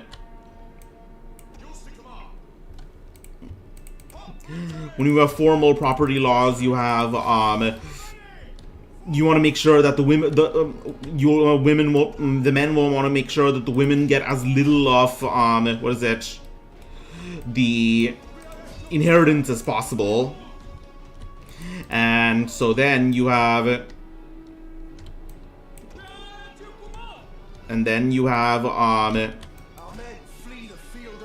cultural and legal barriers for women, as there were in Greece and Rome.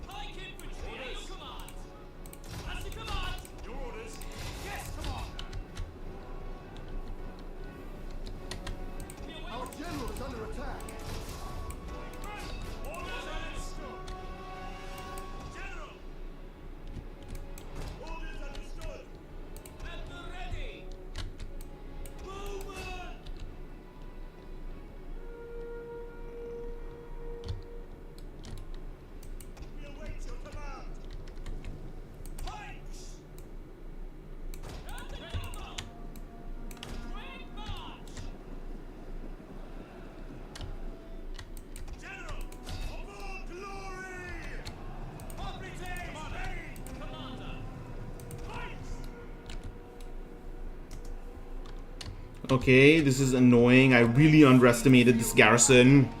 This is a shameful display. Missile infantry ready! Counters! Loose! Missiles awaiting targets! Ready! Royal Cavalry! Yes, Commander! By your command! The battle is turning in our favor.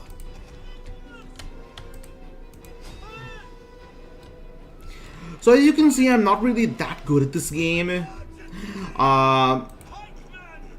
Understood!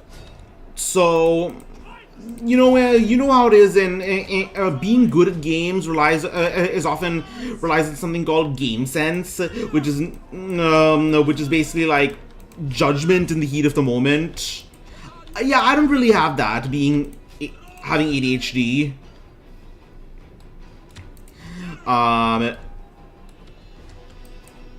I've never have had game sense, never will, and that's why I'm trying to have for my streams. I'm trying to have this whole gimmick of doing like history themed streams, like being an edutuber, as some people have called it.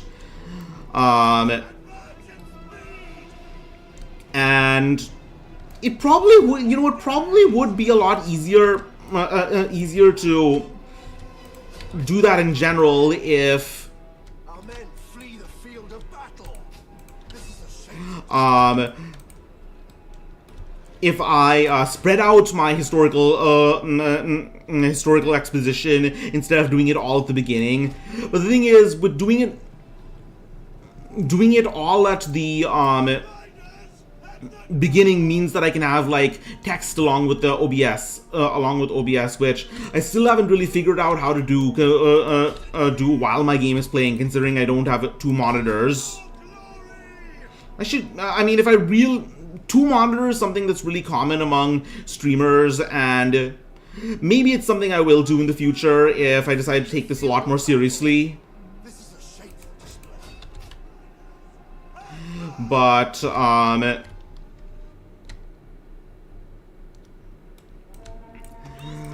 yeah, I really appreciate you you coming here, because Kimba, because this is a stream that is this is a game that's very difficult to get into. Our men flee the It's not really, I wouldn't really call it mainstream, though I wouldn't call it niche either. There's enough of a following, at least for the Warhammer series, but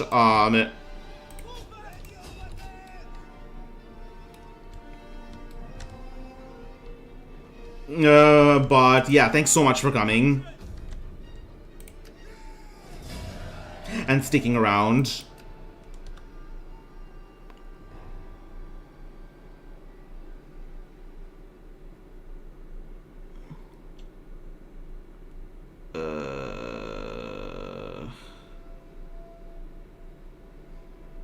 Yet again, another one of those things where if I auto-resolved, I probably would have lost less, or lost slightly less, but you know, it's the same either way. It's for the content. It's for the content.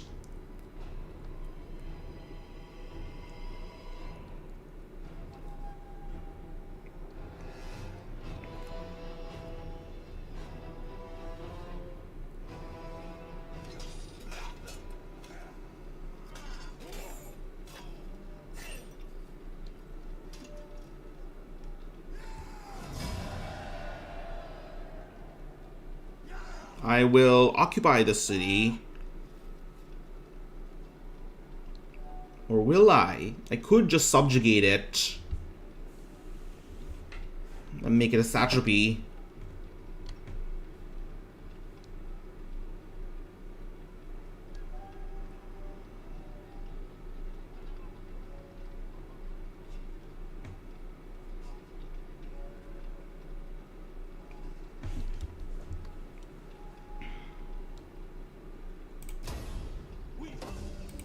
Yeah, I'll keep it.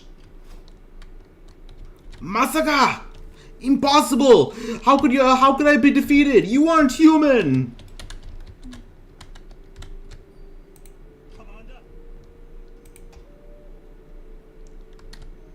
There we go. Now we have the reforms.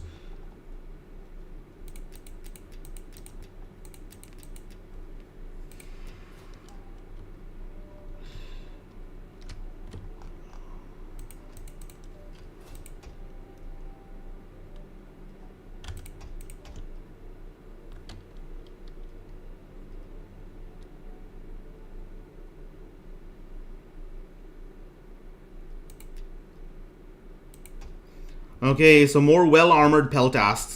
That's nice.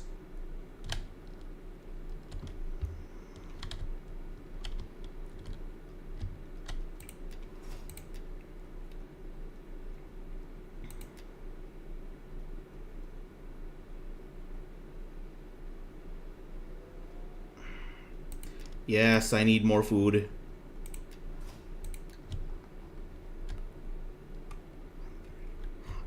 I am very hungry. I never forget how to pronounce it. The Greek rap, is it gyro or is it hero?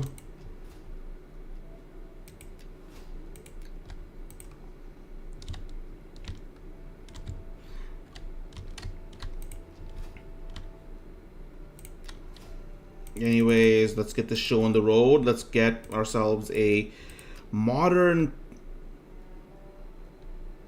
Greco-Bactrian late cavalry. As the threat of nomadic incursions have increased over time, Greco-Bactrians have adapted in order to conquer the horse archers and cataphracts from the northeast. Their equipment is heavier than before, but they still remain swift on the battlefield. Historically, the Bactrioi Hippes were among the most famous horsemen in the ancient world. Arianos relates to us the curious story of their Nisaean horses being fed only flour. Such was the quality of the breed and the delicate nature of their diet. This made a strong, powerful horse that was to form the crucible of war horses for the great Eastern Kingdom. Representing a fusion of Hellenic and Iranian, these men made up the local nobility in which mixed families often ended up. They were not wholly Hellenic and not wholly Bactrioi, but they were loyal enough to the state to provide a heavy horseman to help stem the tide of being surrounded by foemen. Not bad. So these are heavy missile cavalry, alright.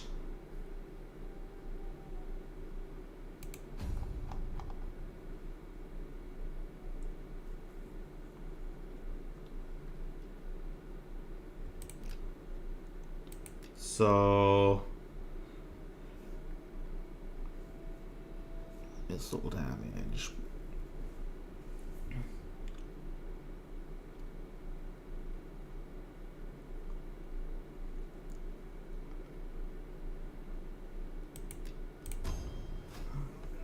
Seems fair.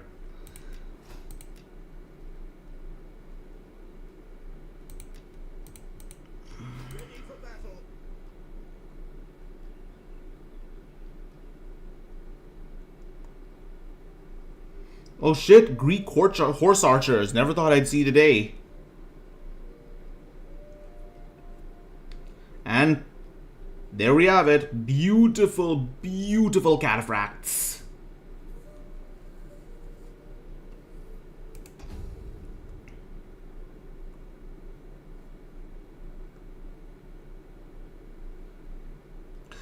Cataphract literally means completely covered. These were the things that were around before the era of the knight. They were covered. They and their horse were completely covered, neither chainmail or scaled armor, and they originated in Persia because that's where the stirrup originated. Either that or China, I forget which. But ultimately, the Persian horsemen were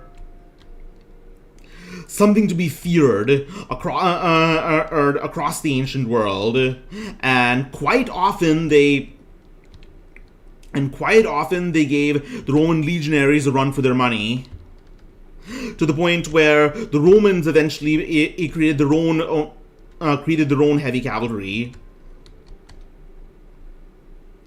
So we are going to create a small army of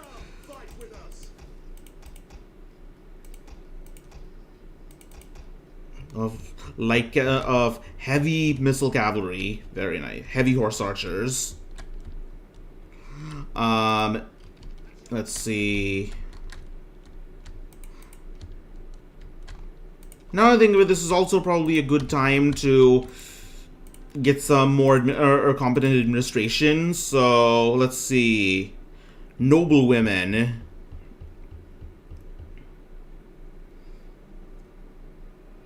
Cultural conversion. I'll take that. There's also research rate. Yeah, let's do that. So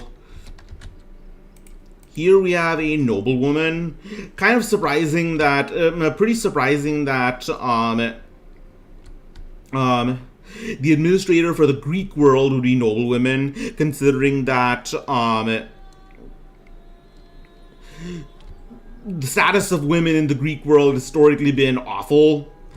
They were barely ever even allowed to leave the house. Hence probably why our noblewoman isn't wearing shoes, because, you know, you don't have to barefoot and pregnant. That's still what you associate with the trad wife. But, you know, it's always nice to have some female models in any game, and she's definitely wearing a more revealing clothing than what Greeks actually wore. Greek women actually wore. They wore something called the. This is probably based on something called the peplus. But it definitely bared the arms, but probably not the back like that. Time to go into some lewd-tuber stuff. I'm just saying, when I was growing up in a primarily Asian area of the U.S. of California, the other girls tended to dress very conservatively, so they rarely ever wore sandals. They rarely ever wore tank tops. And because of that, I always assumed that just the absolute hottest thing a girl could do was just bare her arms, wear sleeveless clothing. Like, that's it. That's all you had to do to make me aroused. It was kind of weird. But, you know, that's how it is.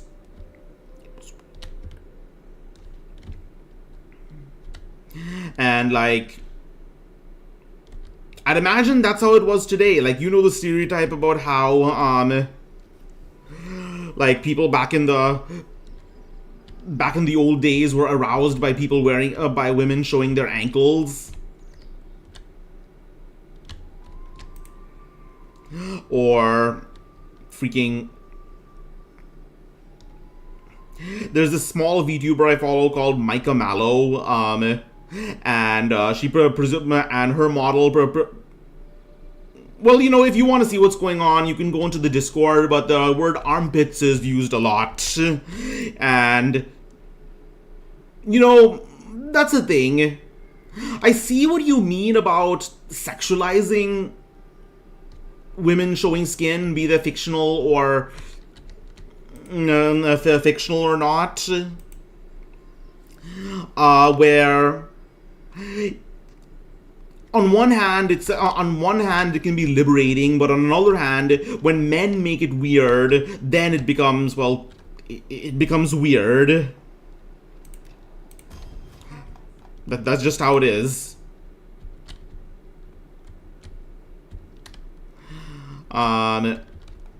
Let's get ourselves another champion, or hero, I mean.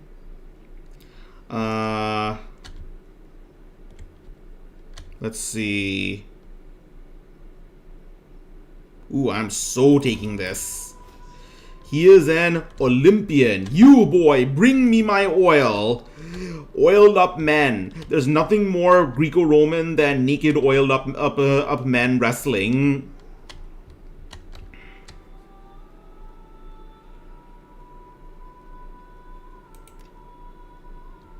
Just, philosophic, and Olympian. Olympian. Somebody get James Woods here because we need another. Somebody get James Woods in here. Yeah.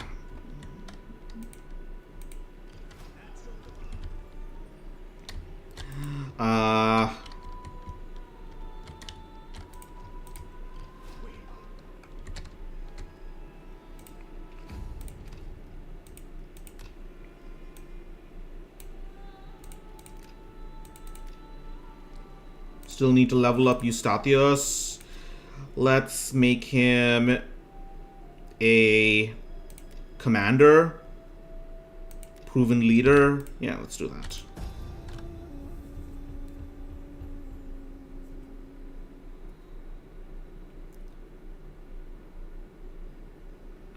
Anyways, I haven't actually decided on what my next stream is going to be on. On Thursday. But I think it's going to be Pathfinder: Wrath of the Righteous. I think there's a lot of like commentary and I can do in that game rather than just waiting for factions to pass by. But I mean, I ultimately it's streamers do best when they're streaming what they love, and I love Total War and I love history, but Wrath of the Righteous is also Pathfinder is also fun too, and I have an sort of ugly history with Pathfinder, so it's going to be fun to talk about that. And with tabletop RPGs in general, like I sometimes say, all tabletop RPGs should automatically be rated 18 and up, like adults only, because that's ultimately where it goes. Like, but let's leave it for that stream. I think I've talked enough about weird stuff. What am I saying? I'm a VTuber. You can never talk about weird stuff enough.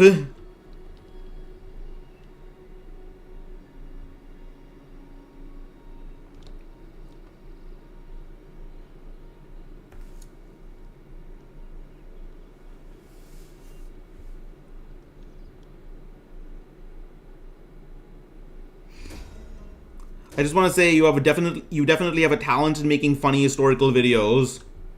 Yeah, the Assassin's Creed one is something I'm especially proud of. I think I ultimately need to do better at you actually helped me learn about some historical events I knew nothing about. Yeah, that's the idea. Honestly, for me, the most interesting parts of history are the ones that get completely overlooked. I'm glad you're enjoying it. So,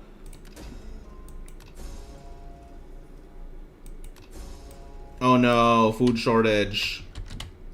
Would have guessed. Let's organize a feast.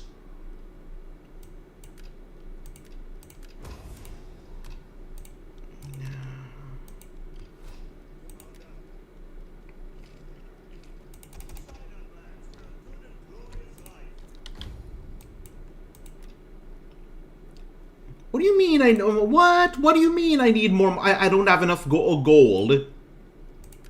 Say that again.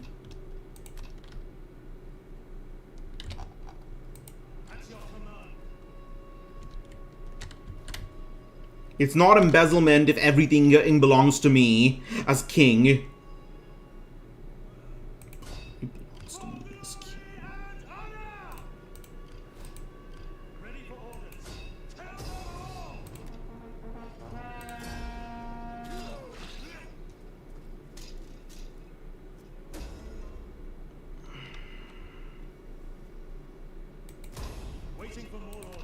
Massacre!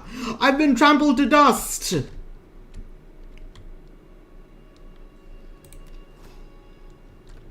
Massacre! I've been massacred!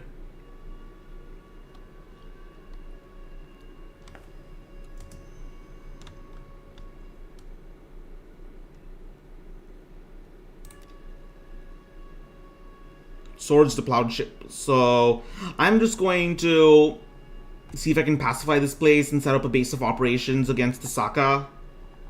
I mean, the Roxalana, so I'm just going to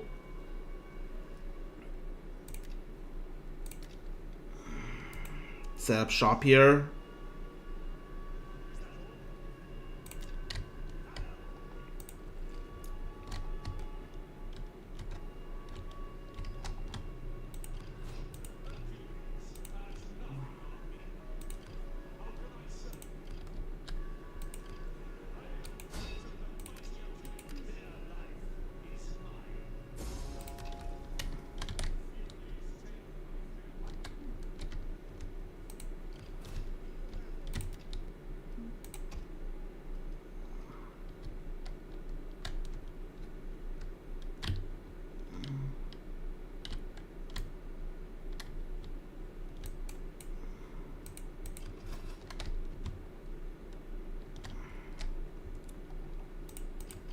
My skills are secrets are safe with me. At your command.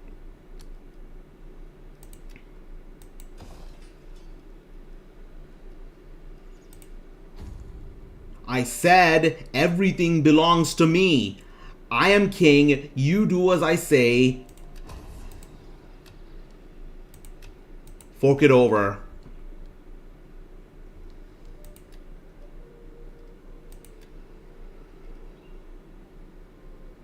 Wait.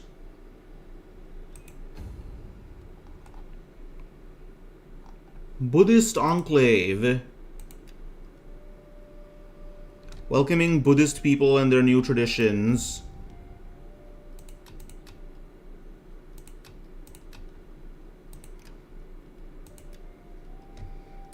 Oh, now we're getting into the Indo-Greek. We're not. It's coming. So, going into religion a bit, I sometimes compare. I like to compare and contrast the rise of Christianity in the West to the rise of Buddhism in the East, because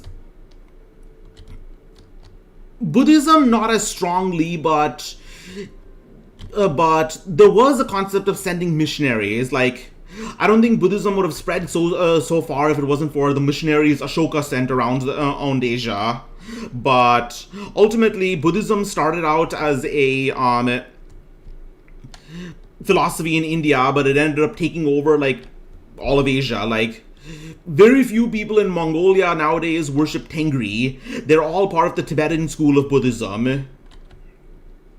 So ultimately, paganism ultimately faded out to make way for Christianity, but somehow Buddhism Buddhism ultimately declined in India, and Hinduism is still going strong. So where did the two go? What happened differently? I don't know, but I have some theories, but that's again for another stream.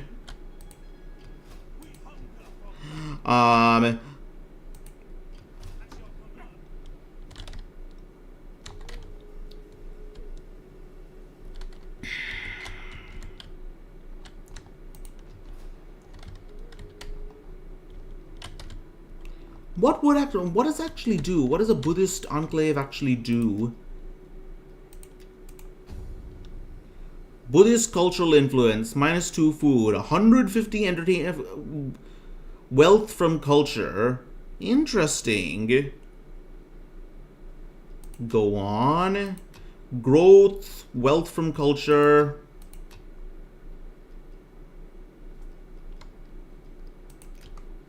All right.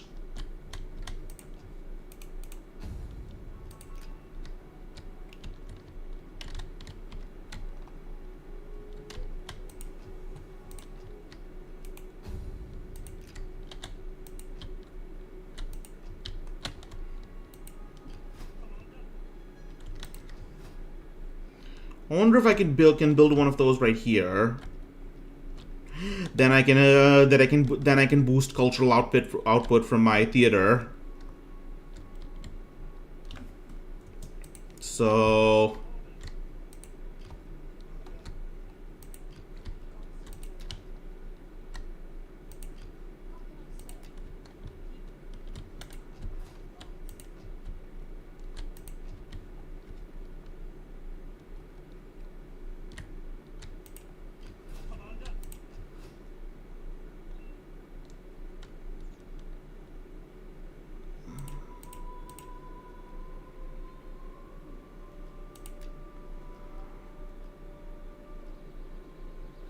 Anyways.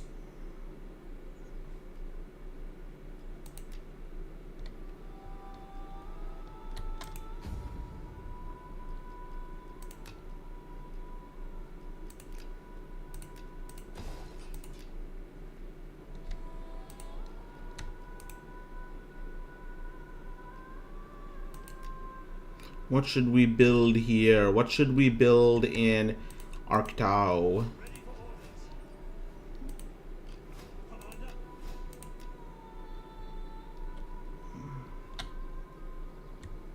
Either a farm, maybe? Outpost, Gymnasia, Forion.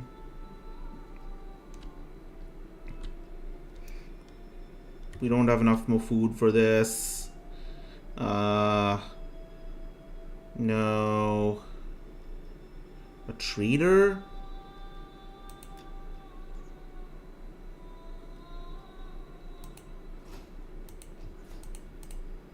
Ready for orders.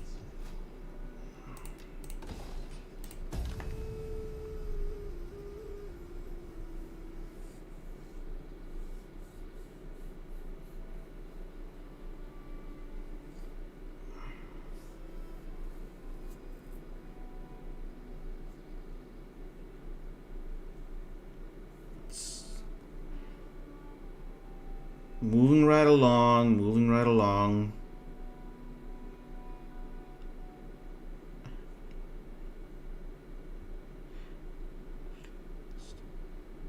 I still need to eat something. It's been 2.5 hours, and normally, so I feel like with Indians, it's with Desis, it's a tradition to eat at like later hours at like 7. When I was growing up, my traditional hours for dinner were 7, but I was so surprised when I went to boarding school in Utah and everyone was eating dinner at 5. I asked my Utah friend why this was the case, but and he suggested maybe it's so that they can eat while making room for sports. And you're like, yeah, that makes sense. Indians aren't really known for being the sportiest people, except for cricket. Cricket is basically India's national sport.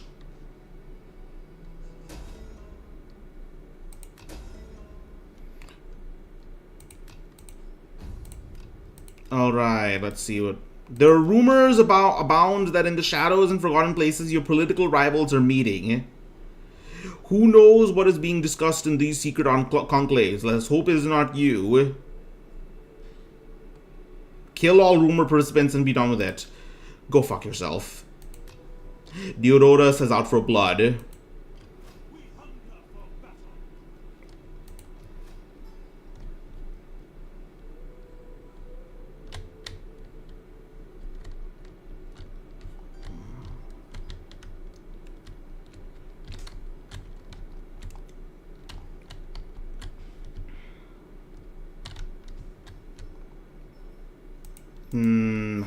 How much cavalry do I need to take these guys down?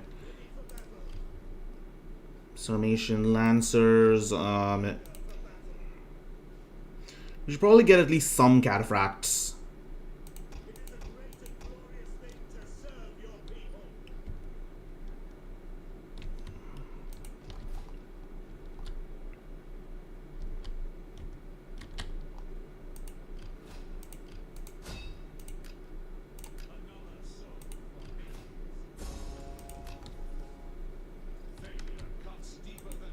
Oh, there he is!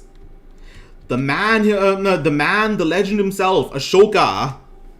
The man who laid waste to India, then shocked at the brutality of his actions, converted to Buddhism, and spread it across the world. And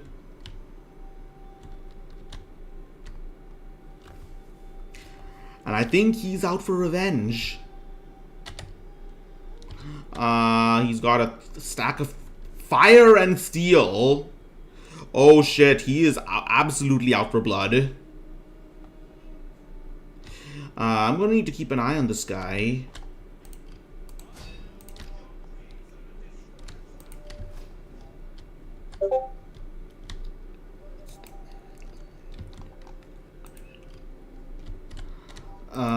Belos. Belos, you are going to, you might find yourself having greatness dropped upon you. Please don't let me down. Let's see. What can you do? You are cheerful, so replenishment rate, that's nice. So basically, what I'm hearing about you is you're a city-dwelling bureaucrat. Well, you know what? There's a first time for anything. Anything. You need to start... Get ready to fight.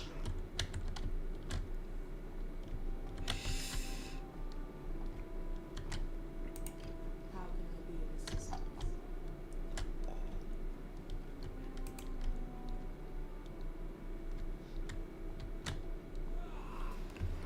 Yeah, I really am getting hungry, so I think I'm going to end the stream here, but this has been the longest I've streamed so far. Thanks so much for coming, everyone. I really appreciate it.